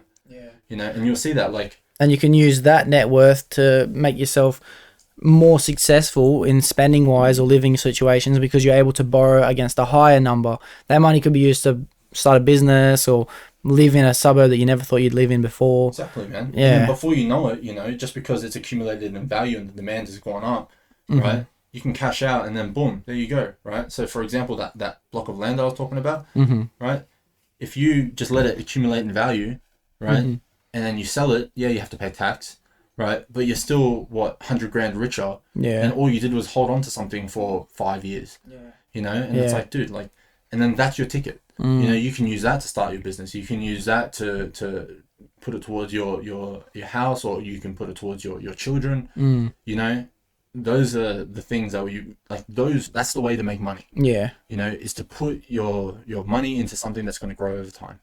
You know, not just work your ass off and save. And that's the whole pipe. Remember that rich dad poor dad analogy I was talking about, right? Where you have guys who are working 2 jobs, right, and they're fucking hauling buckets trying to make money quick, right, versus generating a pipeline. Right, making sacrifices and getting the right advice from the right people, and then generating that pipeline, and before you know it, you're going to have water like that. Right, that's what that system is. It's the long haul. Yeah, as opposed to just carrying buckets. Yeah, and I'm completely understanding what you're saying, and it's actually been educational for me thinking about purchasing the property as the development starts to get taken place. It's not even a house yet. I've always thought of it as like, what house can I buy in order for the equity to become valuable? You know, which is good information for me, and I bet other people listening was as well. But I'm noticing that this isn't actually a practical experience of life if you're not already wanting to be saving, you know what I mean? Because I've lived my life so far enjoying spending money. I actually have been, and I've been thinking of ways to earn more money to spend more money. You know what I mean? Traveling or just buying shit that I like. You know what I mean? For me, I'm kind of at a point now where I'm like, I've bought everything I want to buy this year. I've worked hard for it and I'm proud of it. And everyone that tells me you could have had all this money saved so far, I'm not interested because I wanted everything I got and I got it. You know what I mean? So this whole scheme of buying the house early on so you can create equity to have more money coming in, that works if you're already the type of person to have been saving, call it X amount of dollars, let's call it fucking $600 a week, $500 a week, $400 a week. And then instead of putting that savings into your account, you're putting that savings into your loan. You know what I mean? It's just a transfer of where you're putting your savings. But if you're not the type of person to enjoy savings, then that's never going to be a future for you, I guess, is it? I mean, like, yeah, never. Like, most people, like, well, a lot of people out there, they live their lives just renting, right? But at the same time, you're just forking out money, right? And it's not actually doing anything for you. You're just surviving. I always forget about the rent factor. Yeah. It's practical when you think about it like that. Yeah. If you're going to live at home with somehow rent free, if your parents, then you don't give a fuck that you're living there till you're 50, 60, they might not even, but at the end of the day, you're just a freeloader at that point. So forget what I'm saying. Yeah. No, but like, that's what I mean though, right? Is that there's pathways that we can take that I wish that I knew when I was younger, right? Or sought value in when I was younger, right? That can get you to the places that you want to be quicker, right? Like, I know a lot of people who are 20 years old, right? And because of all the shit that's been put out on social media, where it's like personal growth and development, you know, make money quick, escape the matrix and all this sort of stuff. Like, you know, it's a novelty, right? And when they talk about it that way, but at the end of the day, it makes sense, and it's getting younger kids switched on. And now you have 16-year-old kids who are saying, oh, I want to purchase my first property when I'm 18. Yeah. Well, I was that kid. I got to be honest with you. I was that kid. My whole life, I started working at 14. I'm going to buy my first house by the time I'm 18. At 18, I thought I'd buy it by 19. At 19, 20, 21. And I went all the way up until about 21. And then I realized at no point have I been willing to make the sacrifices in order to actually get that. How did I expect to have it if I'm not willing to make the sacrifices? So I have actually got both sides of this conversation in my mind as we're having it, because I know what it's like to be both people. And I don't regret any of the decisions I've made financially so far. I've got to be honest with you. Yeah. Even though I've had nothing to show for it for a long time, I haven't regretted any of it. Bro, and that's the thing, right? You can't feel bad for spending money. You know what I mean? Money comes and goes. It is what it is. You know what I mean? Fuck, I make a mistake sometimes, but when I do spend it, I have fun. Yeah. You know? Yeah. And it's, you know, you as long as you feel like you're putting it in the right places, and, you know, you're not blowing it on stupid fucking useless shit like as long gambling and drugs and shit drugs like and all that, that sort of stuff. As long as you're not a fucking degenerate, it's not a problem. If you're going out and you're whores, fuck that, what? Yeah, hookers, bro. Fuck. Yeah.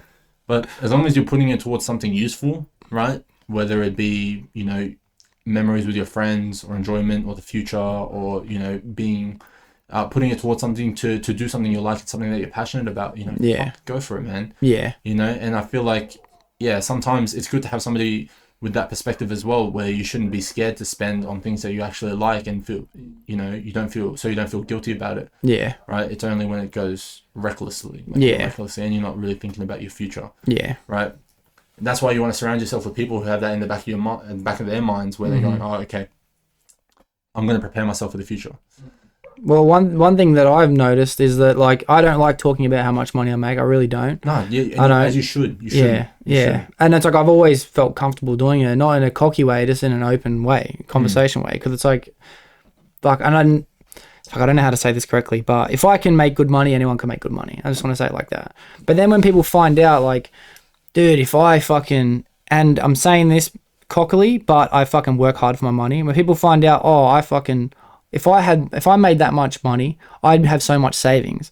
It's like, but you do have some money, but you have no savings. So how can you judge me for spending the money I'm spending when you don't have anything to show for it either? You obviously enjoy your spendings just as much as I enjoy my spendings. You know what I mean? Yeah. Well, at the same time, look, honestly, I'm not interested in how much money other people make. All I'm worried about is how I make money. Yeah. Right? Yeah. And at the same time, it's like, if I see somebody else who's making more than me, or, you know, fuck, man, I see somebody driving a Benz and I'm thinking, fuck you, man, how did you get that? You know? Or like a really, really nice car, I'm thinking, fuck, man, how did you do it? I need to work out what you did. Yeah. You know? it makes you like motivated. You know what I mean? It's not envy or jealousy or anything like that, but it's more like, fuck, man. It sort of switches you on and things like, it gets you thinking like, there's got to be a way to do it. You know? Yeah. Well, people. I'm saying in a sense where it's like people have judged me, so I bet it happens to other people as well. People do judge me because I'm not I haven't been saving or I've been spending, but I'm doing what I want to be doing. You know what I mean? And yeah, I am transitioning my mindset to more of a corporation type mindset where I want to have assets and things like that, and I do want to use equity to my advantage in the future. But fuck, I wouldn't judge anyone else on the way that they spend their money, so it fucking pisses me off when people do it to me straight up. Yeah, just like, look, don't worry yourself too much about other people, I'd say. Right? Just you do what you enjoy. You know, I look at you and what you're doing now, and I think it's fucking awesome, you know, and if you have to fork out X amount of money to fucking do it, by all means, go for it. You know, it's that level of self-satisfaction that you have within when you can create shit. Yeah. You know, as opposed to just working like a drone and then just trying to set yourself up later. You know, and you have to live life, man. Yeah. You know, that's important, and it's important for your mental health. You can't be too harsh on your own. You can't think of yourself any less because you're not where other people are. Yeah. You know? Yeah. I'm sure there are people out there who are working their asses off who will watch your content and be like, fuck, man, I wish I was doing something as cool as that. You know possibly. I mean? Yeah. Like, maybe. Seriously, though. Yeah. Maybe. Like, bro, just take the compliment. You know what I mean? I'm trying, yeah. But like, yeah. That's what I mean. I think a lot of people just appreciate it. A lot of people listening, the boys, they do appreciate that I'm doing it. You know what I mean? I don't think many people are jealous of it. I think many people just appreciate it because they're like, I get that little bit of content a week, you know? Yeah. Something to do. Yeah. And it's good, man. It's really, really good. You know, so yeah, like I like to tell people, you know, just advice, I'd say just count your chips, man. Count your chips and work out what it is that you like doing.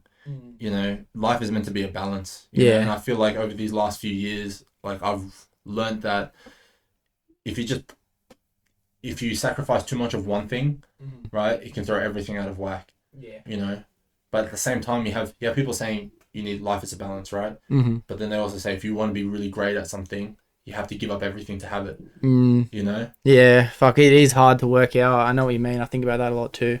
I know what you mean. So I do want to talk about first. There's two things I want to talk to you about. First one was with your job. Are you the type of person that people can come to when they have got some savings saved up and they can be like, where's some property that I can start purchasing? Like, is that your job, or how do you find your clients? Yeah. So look, a lot of our clientele, right, because we're such a big company, right, it comes through inquiry, right, and walkthroughs, right. So people will come through the office and then they will just inquire. They'll be like, hey, look, I've got this block of land. I want to build this home on it. You know, tell me what I can do, right, and I have this budget, right. Let me know what I can do, right. So they'll come to me and I'll be like, all right, cool. No problem. What's your situation? Do you have an idea of how much you can borrow, or are you buying in cash? If you're buying in cash, good stuff. Yeah, that's cool. What a flex out there, eh? Exactly. Yeah. Right, but you know, what's your borrowing capacity, right? Okay, my borrowing capacity is 550k. What can I get for it? It's like, okay, this is what we can have, right? Does this match with what you want? And they say, yeah, this is what I want, right? Or no, I want to have this included. I want that, you know. And then basically, I put together, I provide them with a quote. Right, and say, all right, this is what we can offer you. Right, how does this sound? Do you want to sign up? We can build your house. It's going to take X amount of time. We need to get these reports done. Right, that way we can clarify, you know, whether or not we can do it. Right, so the first step is basically, what's your situation? The second step is, okay, what do you want? Right, the third step is, all right, can you have what you want? Let's check compliance. Right, let's check your budget. Make sure you're happy with it. Make sure you're happy with it, and then the next step would be, all right, cool. We can do this, put money down, right? And then we can construct your home over X amount of time. And then, you know, before you know it, you're going to have your brand new place, right? You can move all your stuff in, happy days. Yeah, cool. You know? But yeah, so that's pretty much my gig. And what if people haven't yet got the land? Can they still come to you and be like, we are looking to buy a home, we don't yet have land. Like, does your company or your role suggest where some places are good to start purchasing 100%, land? 100%. My job is to get you a house. That's awesome. My job is to get you what you want. And I know you'd have a good knowledge of some areas that are going to be rich in infrastructure in the future. And I'm asking because, like, for the boys listening, and I know a lot of them are getting close or have started to purchase their first properties. I want to know if you're the guy they can come to and where to spend their money. Come through. Yeah. Yeah, come through. Look, I'm not here to take your money. I'm here to help you out. Yeah. You know what I mean? At the end of the day, you know, I'm not making all that money. You know what I mean? But look, if you're looking for something, right? If you want some form of advice as to where it is that you should go or where you should be putting your money into, you know, or, you know, ideal places to live depending on your lifestyle, you know, then yeah, look, I'll have a conversation with you, man. You know, because I'm going to be doing that when it comes to you. Yeah, I'm going to be coming to you. Yeah, fuck yeah, man, come through. You know, I'll sort you out. You know, yeah, try sick. to get you staff discount. Yeah, that's you know, sick. boys. Nah, I actually don't believe in mates rates. I'm not a believer in that.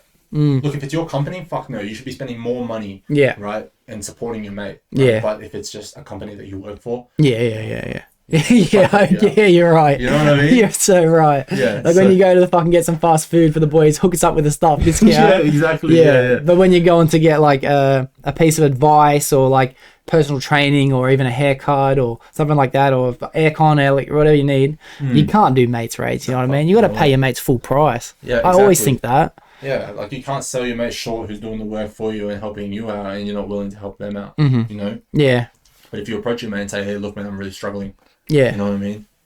I'll pay you back. Oh, that's a different story. You know, Yeah. or I'll do something for you. You know? Yeah. Then yeah.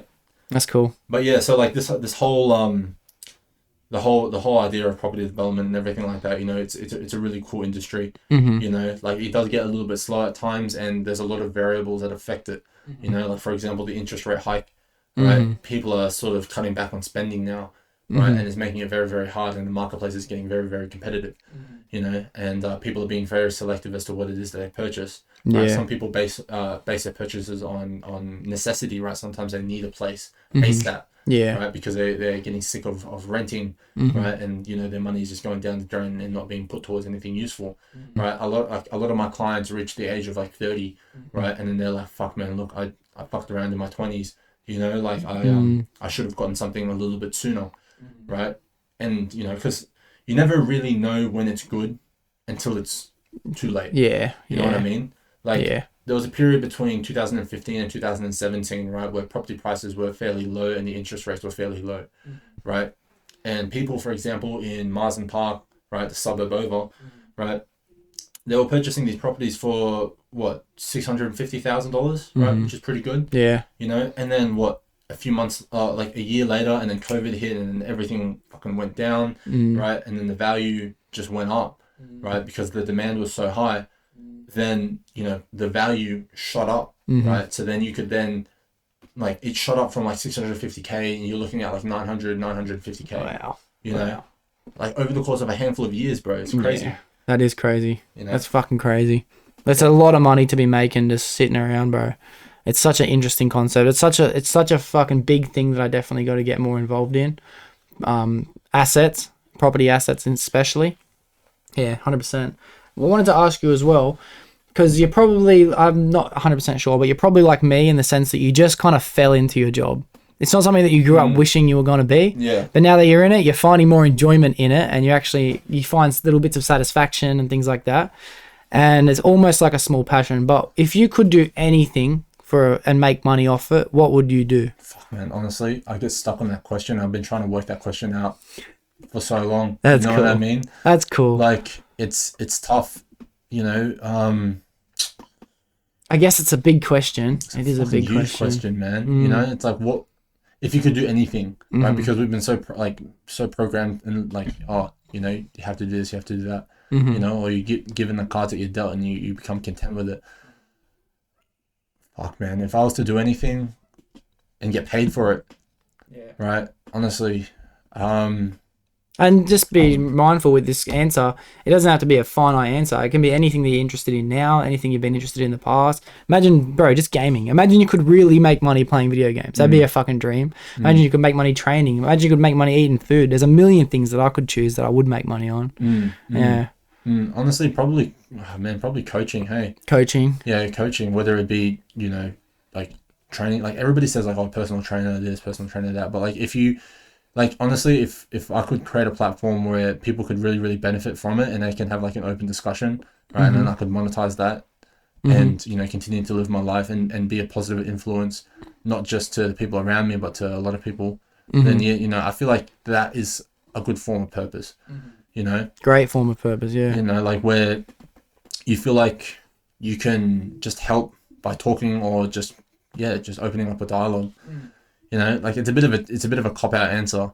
Nah, not at all. It's not at all. It's not anything specific, really. You know, Yeah, but coaching is a perfect example of the question because it's not specific. That's why it's a good thing. You're stuck on the answer because you can't think of one thing as specific as I want to do that exact thing for the rest of my life. But coaching's perfect because you could coach people in business, coach them in fitness, coach them in relationship. You coach them in all sorts of shit.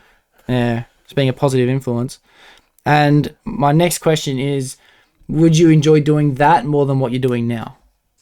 If I could have conversation, yeah, honestly, like, I enjoy what I do now in the sense that I can still help people, you know, like I can help people, and the only real barrier there is towards real human connection is that idea in the back of the person's head, whereas like this person is trying to sell me something, you know what I mean? Good point. So there's that connection, right? That disruption, and it doesn't really feel genuine when you're trying to, you know, give somebody real advice because they're always thinking like, oh, you know, this person just wants the deposit. The monetization of it, yeah. Yeah, exactly, you know. So if I could be in a position where somebody could come to me and just say, hey, look, I'm just looking for advice. I'm like, yeah, look, you know, I want to firstly get myself into the position, right? Because being able to coach somebody, it then implies that you have to be in a position of authority where you can actually give that advice, you know, so it sort of forces you to you know, practice what you preach, you know, and that gives you a sense of purpose as well, right? Yeah. And a standard to maintain. And if I can go ahead and give people advice, right, and then truly take it on board and change lives, right, or just even at the very least change or offer a different perspective, a positive perspective, then yeah, you know, I would love to do something like that. Yeah. You know, I just need to find that niche in which I'd like to do it. Yeah, you know? And because it forces you to educate yourself, it forces you to articulate yourself, and it also it incites you to just be a better person. You know? Yeah, and I did notice that I sat down with a coach last week's episode, for those who are listening now, and he was very articulate in the way he spoke. Very. In fact, I'm editing it, watching it back, thinking, fuck, I didn't even pick up on these words because I don't understand them when we're having the conversation. And that's because as a coach, he has to have that level of presentation. I think it's authentic. I'm not taking anything away from him. He is genuinely that person. But because he is coaching people, he has to be the articulate, well-spoken professional. You know what I mean? So I think it's you just hit the nail on the head when you said you'd have to educate yourself, you know, all these things, but they're all self-benefit at the end of the day. You're not doing them from a like a work kind of thing. Oh, I have to get this done. You're benefiting entirely from becoming that person. By helping others grow, you're going to be helping yourself grow. Definitely. Look, see, the thing is that, like, I'd like to touch on the conversation of who is it that you look up to. You know, like, there are people out there, right, on these media platforms and everything. You got really, really good people like Jordan Peterson, right? Legend. Yeah, good answer. Jordan Peterson, Jocko Willink, legend. Right? David Goggins. I was about to say David Goggins, you know, legend. Like, and then, you know, the tier above all them, in my opinion, the Joe Rogan, the one who gives them all the platform. Yeah, like he gives them all that platform. You know what I mean? And, you know, man, it shits me when they get slandered, man. You know what I mean? It's because people who slander them don't understand the value that they're truly offering. Yeah, like Jordan Peterson, somehow he does get slandered a lot. How can you hate that guy? Oh, bro, I've seen him break down a couple of times in videos, and it's because of the slandering, and he's not so offended by the ridicule he's receiving from people. It's that he's so upset for the rest of the world. He's like, I'm just doing my best to help you guys out. Like I can see what's negative because he's a psychologist. I can see what's going wrong. I'm just trying to help you out. But he's just so riddled with hate that it's actually making him upset. He feels sorry for these people.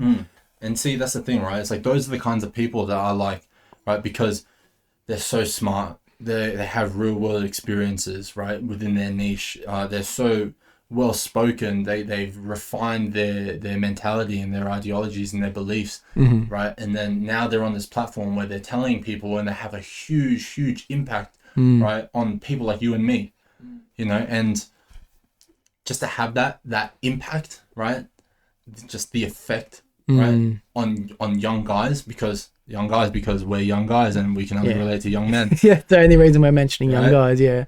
And that's the reason why we like these people, right? Yeah. Is because, you know, like it's because they have all those qualities, you know, and like if I could become like that, right, then like I feel like I would be fulfilled. Yeah. You know what I mean? Yeah. As opposed to just doing something because, you know, you have to do it, you have to get the job done, but to have a real impact on someone, right, means a lot. Like I've had people, it happened a lot when I was younger, you know what I mean? Like, but like I had people come to me and say, hey, look, I started training because I saw the results that you got. Yeah. You know? It's been a fucking mad motivator for me in my life, 100%. I've been like, fucking hell, dude. Look at fucking Hugo's looking like a V, a literal V. And I'm like, I gotta do that. What am I doing wrong in my life? Nah, bro, nah. Like, yeah. And see, that's the thing, right? It's like to have that sort of impact is great, you know, not because I want to fucking showboat or not because I think like I'm all that, you know what I mean? But if, you know, like I have, you know, young guys, right, who like 15, 16, right, and they talk to me and they're like, oh, you know, I'll have a conversation with them, right, and they'll be like, oh, you know, you're like my older brother. And I'm like, dude, like really, like, you know, I'm just having a conversation with you. I'm just like, I'm talking to you like realistically, because that's the thing. I try not to come from a place of authority, you know, because I feel like I don't have that, you know, like I can't sit there and talk to you from. But that's a humble, bro. That's a great. That's a great. What's the word I'm looking for? Like aspect of your personality. It's a great. I don't even know the word I'm looking for. It's somewhere in there, but it's a great trait. It's a great trait that you have. It's not egotistical. It's humble. It's like I want to help. I'm appreciative of the fact that you're using me as a route to where you're going to get your help, but I don't know why. You know, that's how probably most of these people started off as. The David Goggins. He started off as just a fat loser. That's what he tells people who he was about himself. I was a fat loser. Jordan Peterson, he was a man who suffered with depression.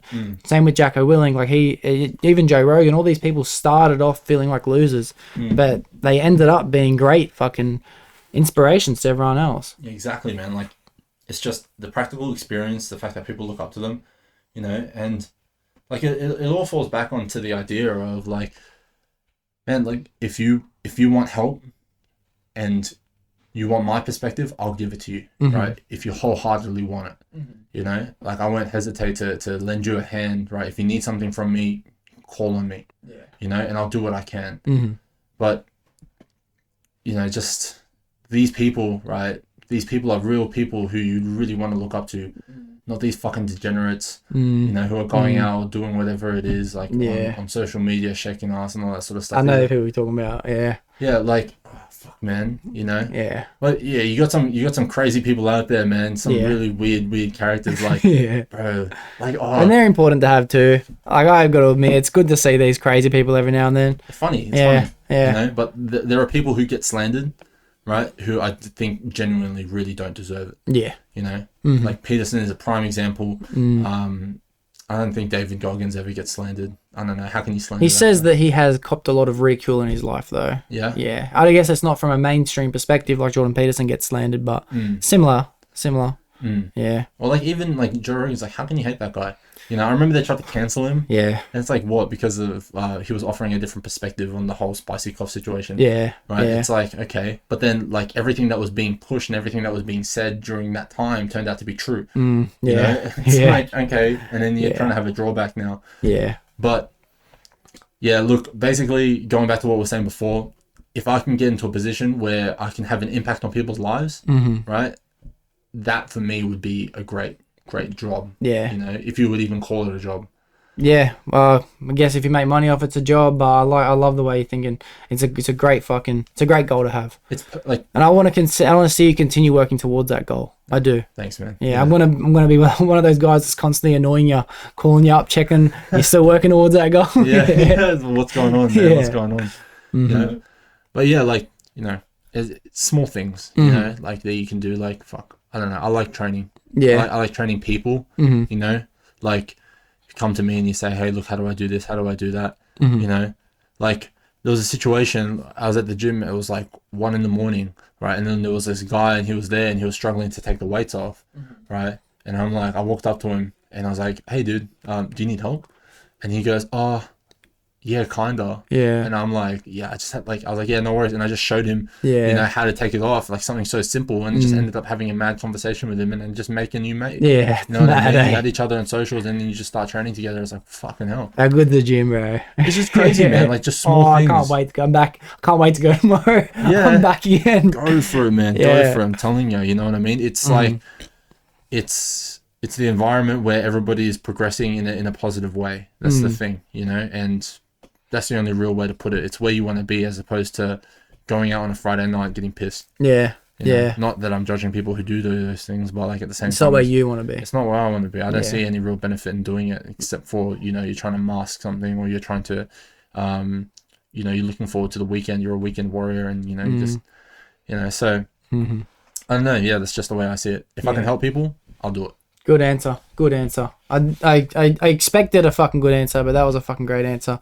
Now, last time you came on, I played this game, Would You Rather? And it's the same game I play with everyone that comes on, but I've changed the game now. It's no longer what would you rather between this question and that question. Yeah. It's a little bit different. So this one's called Deep Questions. So let me just pull it up here. We got it right here. So I haven't seen any of these questions before. Just from me to you, any ones that are really shit, I'm going to skip through it. For everyone listening, you didn't even know what happened. All right. First one is it important to love yourself? And why not? Why or why not? If it's important to love yourself, man, 100%, right? Look, not love yourself in an egotistical way where it's like, oh, you know, I'm better than everyone else, right? But I feel like the proper wording for love should be respect yourself, right? Do you respect yourself? You have to look, I feel like love ties into respect, and if you can respect yourself to do the right thing, if you can respect yourself to take care of yourself and you know, be positive, right, then, you know, you can have that impact. It goes back to what we were talking about. Yeah. You know, you can have that impact on people's lives, you know, and if you don't respect yourself, how do you expect anyone else to respect you? You know, if you don't love yourself, how do you expect anybody else to love you? You know, you have to be able to put yourself in that position where it's like, look, I'm happy with who I am. I'm content with who I am. I know deep within my heart that I'm an awful person, right? And then, you know, learn to love yourself, and then, you know, you receive what you put out there. You love yourself, it gives you the capacity to love other people, and then they can love you back. Exactly what my answer was going to be. Yeah. Yeah, I forgot to mention when I started this, because some of these are deep, I've noticed as I do this with guests, I'll answer them as well, so you don't feel so alone when you're going to answer these deep questions, right? Because sometimes they've been pretty deep, and it's like, I don't want people to feel alone when I'm going to answer them too, honestly. And my answer was going to be, you have to love yourself, because how can you love someone else without loving yourself? It's that old saying that everyone's heard a million times, but if you're not happy in your own life, you're going to show that towards other people. That if you were not happy with yourself, when you saw that guy struggling at the gym, you wouldn't have helped him. You know, you wouldn't have done it. It would have been, I'm just too worried about fucking hating myself to go help this guy out. But because you have a level of self-love, you're able to offload some of that. Some other people are able to take some of it as well. So you answered it exactly how I would have answered that one. I had this question before. I don't really like it. To you, what is fame worth? Are you interested in fame? Is it important to you? Not really. Not really? Nah, like fame, like I feel like recognition is important, right? But I feel like this very question then ties back into that idea of loving yourself, right? Yeah. If you seek validation through other people, right, then you're not really valuing your own opinion. You're basing your self-worth and how much you love yourself based on how other people perceive you, right? To me, being famous isn't really, you know, all that important, you know? Like some people die for it, some people want it so bad, some people sell their soul for it, you know? But, you know, as long as I know within myself that, hey, look, I can validate myself, right? And then the people closest to me love me, then that's enough for me. I don't need fame. Yeah. I feel like I don't need fame now. Yeah. That's not really something that I want in my life, really. You know, just live my life low key. But, you know, again, ironically though, it ties back into the idea of being able to have a platform and influence people. That's exactly what I was going to say to you. That's exactly what I was going to say to you. At the same time, like, Sorry, what was the question again? The question is fame. Well, the question says, what is fame worth? But to me, I'm changing it to like, is fame, are you interested in fame? Like, do you think it's... interested in fame? Look, I'm interested in having fame to me, right? Sort of means, oh, people love me for who I am, and, you know, oh, it's me. It's an egotistical way of approaching it. You know what I mean? Oh, he's famous, you know? Like, oh my God, right? But instead of fame, maybe recognition and respect. Yeah. Okay. I'd say. Good. I like that. You know? Yeah. And then having that recognition, right, and that respect to then have an impact on people. Yeah. I'd say that to me is worth more than just, oh my God, he's famous. Like, can I get it? Like all that shit, right? That fame comes with that recognition and respect. Yeah. Right? You don't really respect someone, or you don't go out there and take a photo with somebody, right? Because, oh, you know, they have 1 million followers, right? They could have 1 million followers and be a fuckwit. Do you really want to be seen next to them? Yeah. You know what I mean? I know what you're saying. I think for me, fame is very important, and to be honest, it is something that I'm low-key chasing, even though I might not be making any of the steps towards it. I'm not trying to advertise for the podcast. I'm not trying to create a character for myself on the internet. I'm not doing these things that could get me fame. But with fame, and I don't look at it in the way you look at it, I don't look at it as in an egotistical, everyone look at me thing. When I think of look at that, that's a famous person. That's as far as my brain will go towards it. I'm not building a reason as to why that person's fame. But with fame, I can see it being beneficial for you. You're able to have this reach on people. And for me, I think fame would benefit me in the sense that if it didn't change my life at all, that's amazing. But the more people who know me, the more people are going to be wanting to sit down and have a conversation with me. I'm lucky at the moment where I have you boys. And if it never grows further than that, I'm so happy with that, because I have you boys to constantly have conversation with and share it with the rest of the boys. But there's other people who I've reached out to on Instagram, and I've been lucky enough that they've given me their time of day, and they have no reason to. Maybe they just want a platform to speak on, maybe they enjoy speaking about themselves, but I'm grateful for that. With fame, I could reach out to some of my idols and have them being like, oh, I know of this guy, I wouldn't mind meeting him also. But I can imagine there's 1 million people that want to talk to these guys.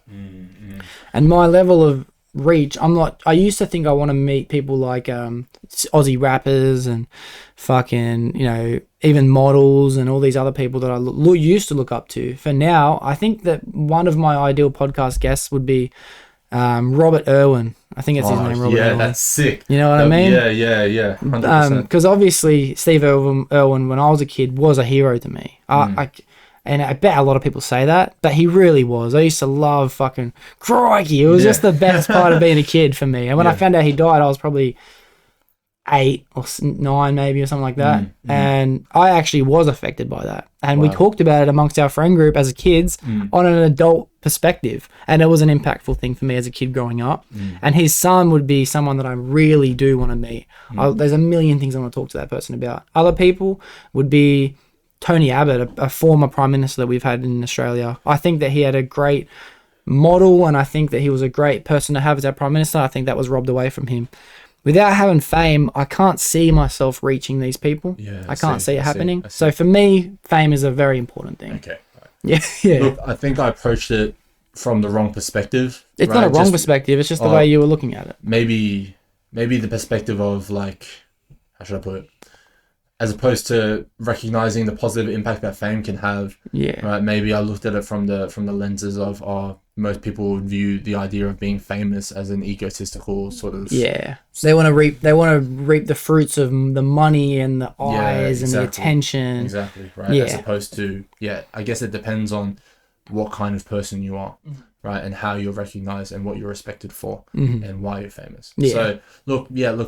Fame is important, right? And if that's your goal, to reach these people, right, and to have that conversation, then 100%, you know. And you know what? Let me chuck it out there. I'm going to be as egotistical as I can sound right now, but I will reach these people. I strongly believe it in my heart. Whoever I want to have a guest one day, I will have as a guest one day. That's it, man. You know, like, it's not even egotistical, you know what I mean? That's just confidence in yourself. That's your self-respect, right? You know that you have the capacity to do it, right? So you respect yourself enough to say it, and then you're putting it out there, right?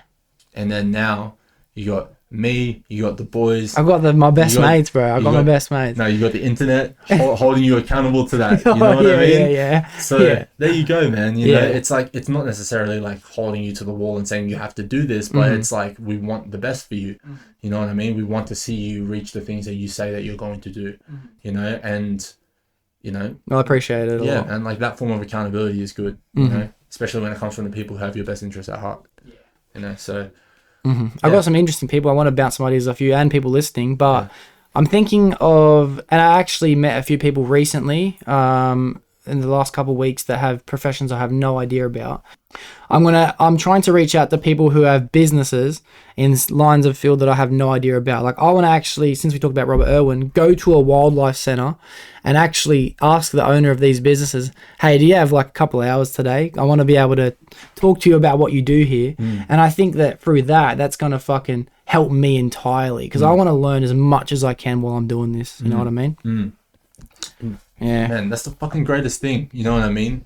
The platform, right? You learn, everybody learns, you open up a discussion, and then, you know, maybe somebody comes across like a guest that you bring on and they think, oh shit, man, I really like what this guy's saying. I really like what he's into. You know, you can have an impact that way. You know, you can open up new doors to people, you know, and then in the process, you're educating yourself and you're providing entertainment. Like, man, this whole fucking thing is so cool. Yeah, I'm glad you think so, bro, because I fucking love it. Yeah. I fucking love it. Yeah, like, it's nuts. It's like, it's like, not nuts, but like, it's just, there's so much fucking potential, man. I'm telling you, there's so much potential. Endless potential. And yeah, I can't. I actually struggle to think, because I've been living my life in such a finite, narrow mindset that I'm not able to expand and think, who can I get on? Because you don't know what you don't know. And every now and then an idea will pop into my head like, oh my gosh, I can get someone who owns a franchise like Red Rooster. You know what I mean? An idea might pop into my head. I wonder how the fuck that guy started that business. Dude.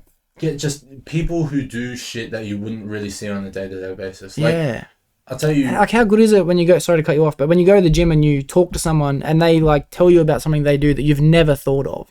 Isn't that an amazing conversation? Yeah. Yeah. Definitely. You want to know more about it, you know, and you only have X amount of time to do it, but you have this platform to discuss it. Like, if I could see you talk to somebody, like who would I would.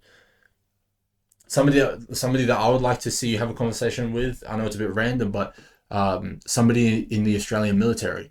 Right? Great idea. And just so everyone knows, including you, at Christmas time, I'm going to be seeing my grandfather again.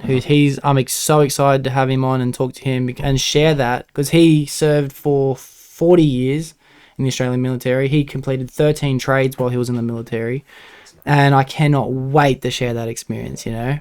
So I'm glad you bring up military. Yeah, dude, honestly, like, it's always been something that interested me because it's just such a different lifestyle, right? On a day-to-day basis, you don't really see too many people in the military, you know? They're either away or deployed or anything like that, you know? Yeah. And I feel like that's what sort of makes the platform a little bit more popular as well, is bringing, like, getting people on board who have experiences that you don't have, you know? Like, fuck. Get people in the military, get you know, Australian cultural icons, get rappers, you know, get artists. I'll get all the people in between, you know, all the people that everyone looks up to, like the Aussie rappers, as we were talking about. But I also want to speak to successful people in their own fields, and just people that I have no knowledge about.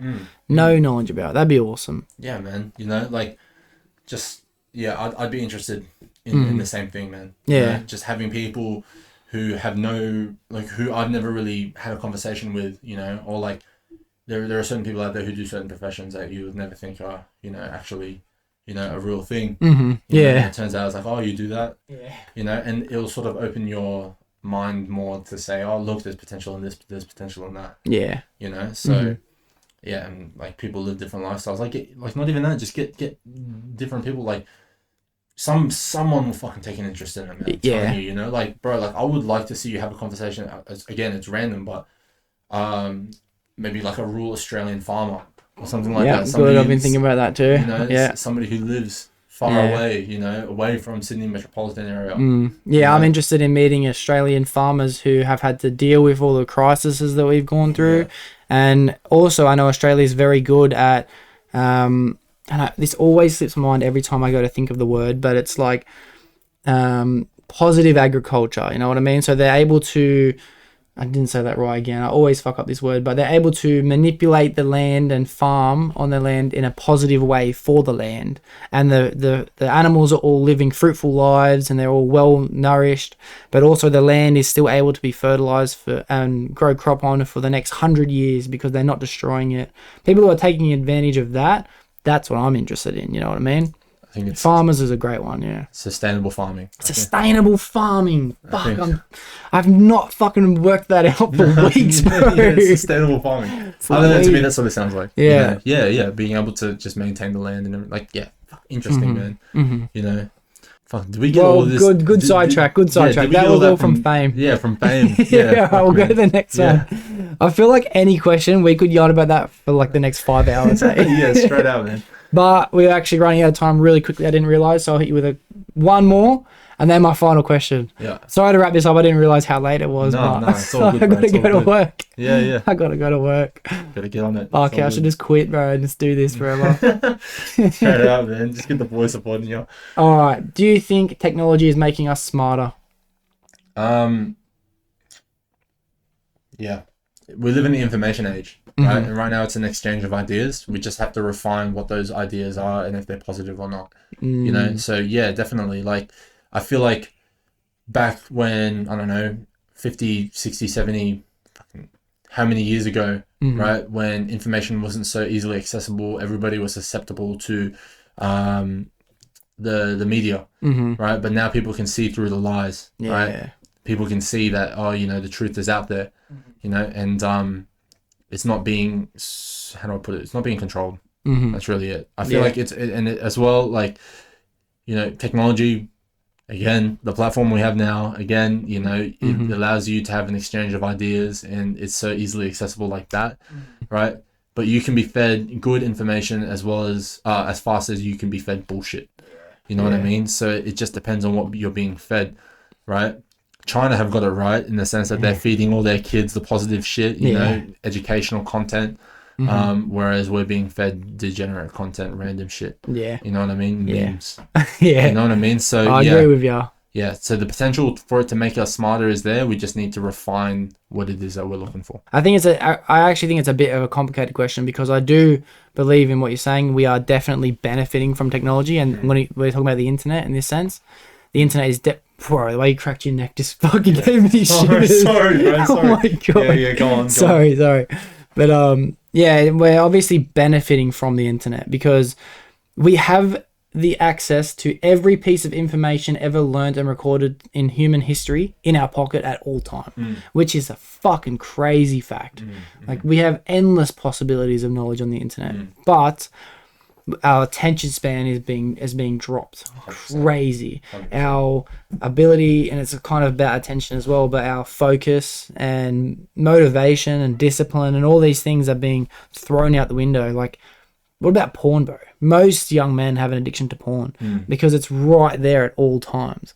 You know what I mean? And it's like, maybe that might not have been an addiction people had in the past. Maybe people were able to have such longevity relationships 50 to 60 years ago, and maybe that's why divorces are more higher than actual successful marriages today because of things like the internet.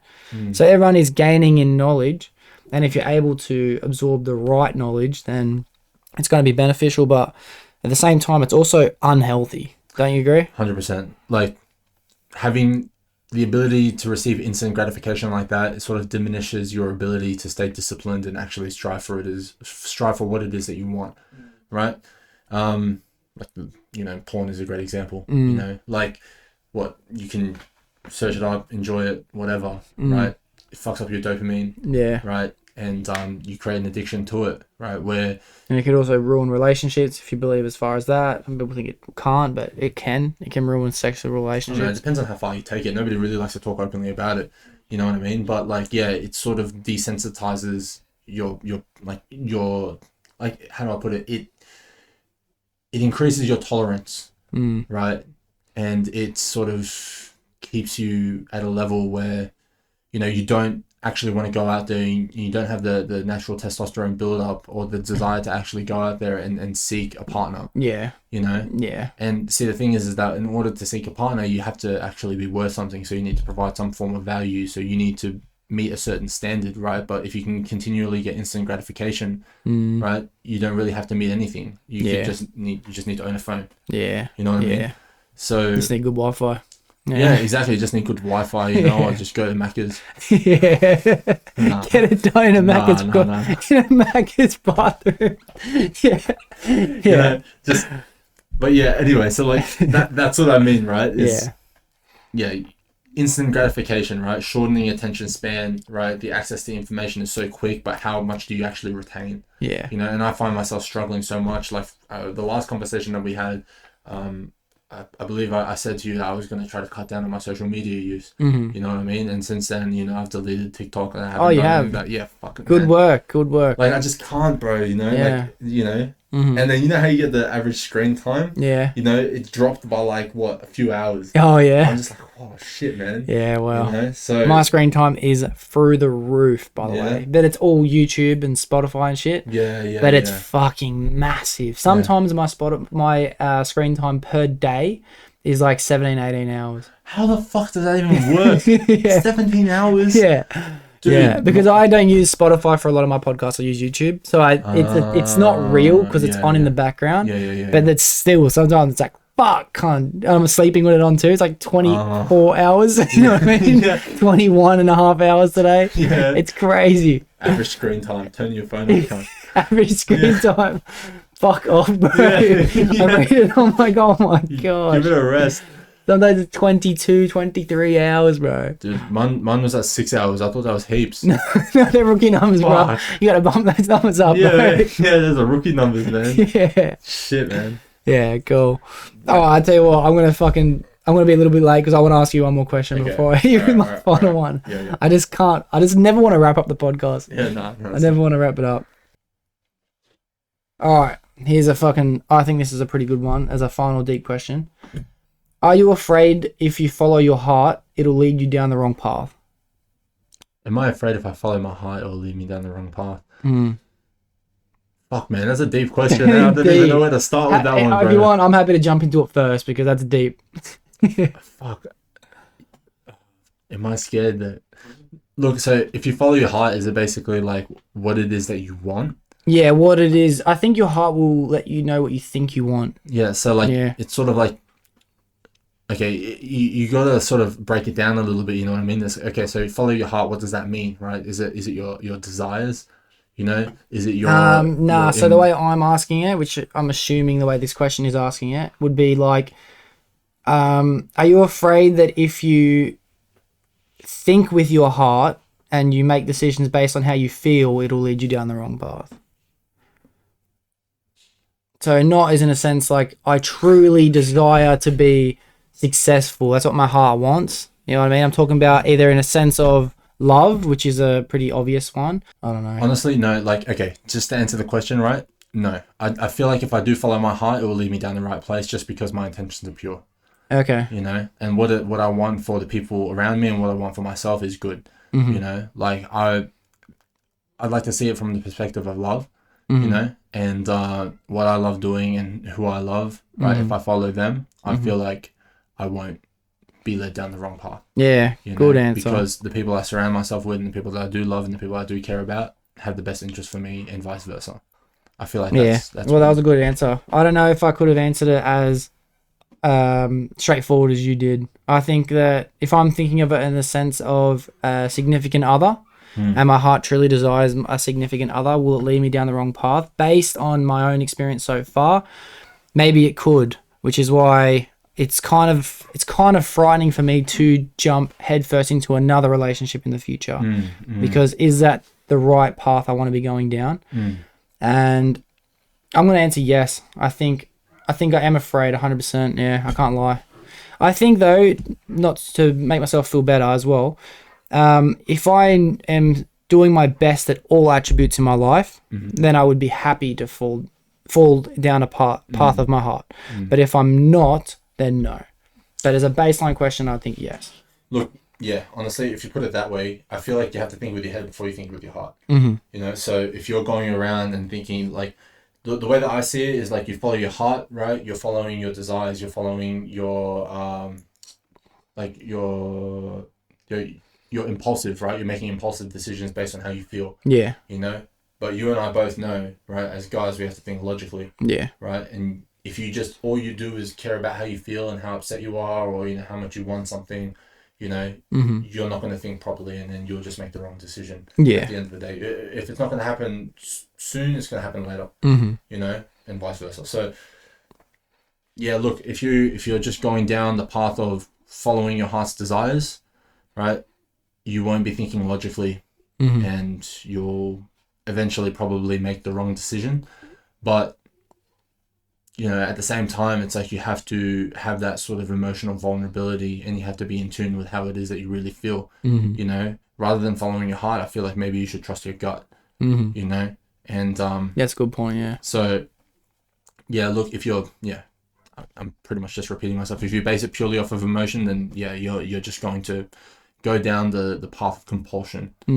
Right? Yeah, I think that for me, it's if I'm going to dive headfirst into how my heart might feel, then I might feel like I'm giving up part of myself. You know what I mean? And I don't think I'm done yet focusing on myself. Maybe that's why I'm answering it like that. But maybe when I feel in a place of willing to compromise and where I'm willing to give up some of my own time and actually make sacrifice for that other person, then I won't feel like I'm going down the wrong path. But for me right now, I have no time to give. I'm not willing to steer away from my path because it's 100%.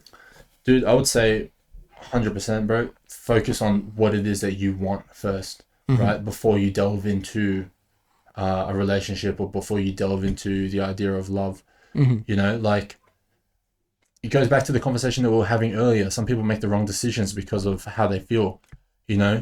Like, for example, imagine you find a missus and you move out of home, right? When you're young, you know, because you're in love. Right, and you want to spend all your time with that one person and everything, and you know it could cause emotional strain with your family. It could cause separation with your family. You're not able to pool your assets. You're not able to make those logical, calculated decisions to prepare yourself for a better future because you're so fixated on the person that you're with right now.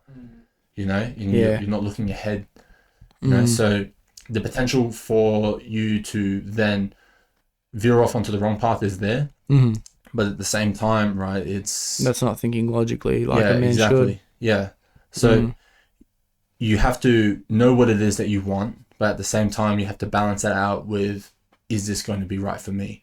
Yeah. You know, and then sometimes we have to make those sacrifices. We have to give up what it is that we want and what our heart desires in order for us to actually be there, be in that position in the end. You know, and then maybe later on down the track, you know, you can chase what it is that you truly want. Yeah. You know, but what I'm saying right now is do what you want to do, become the man that you want to become, right?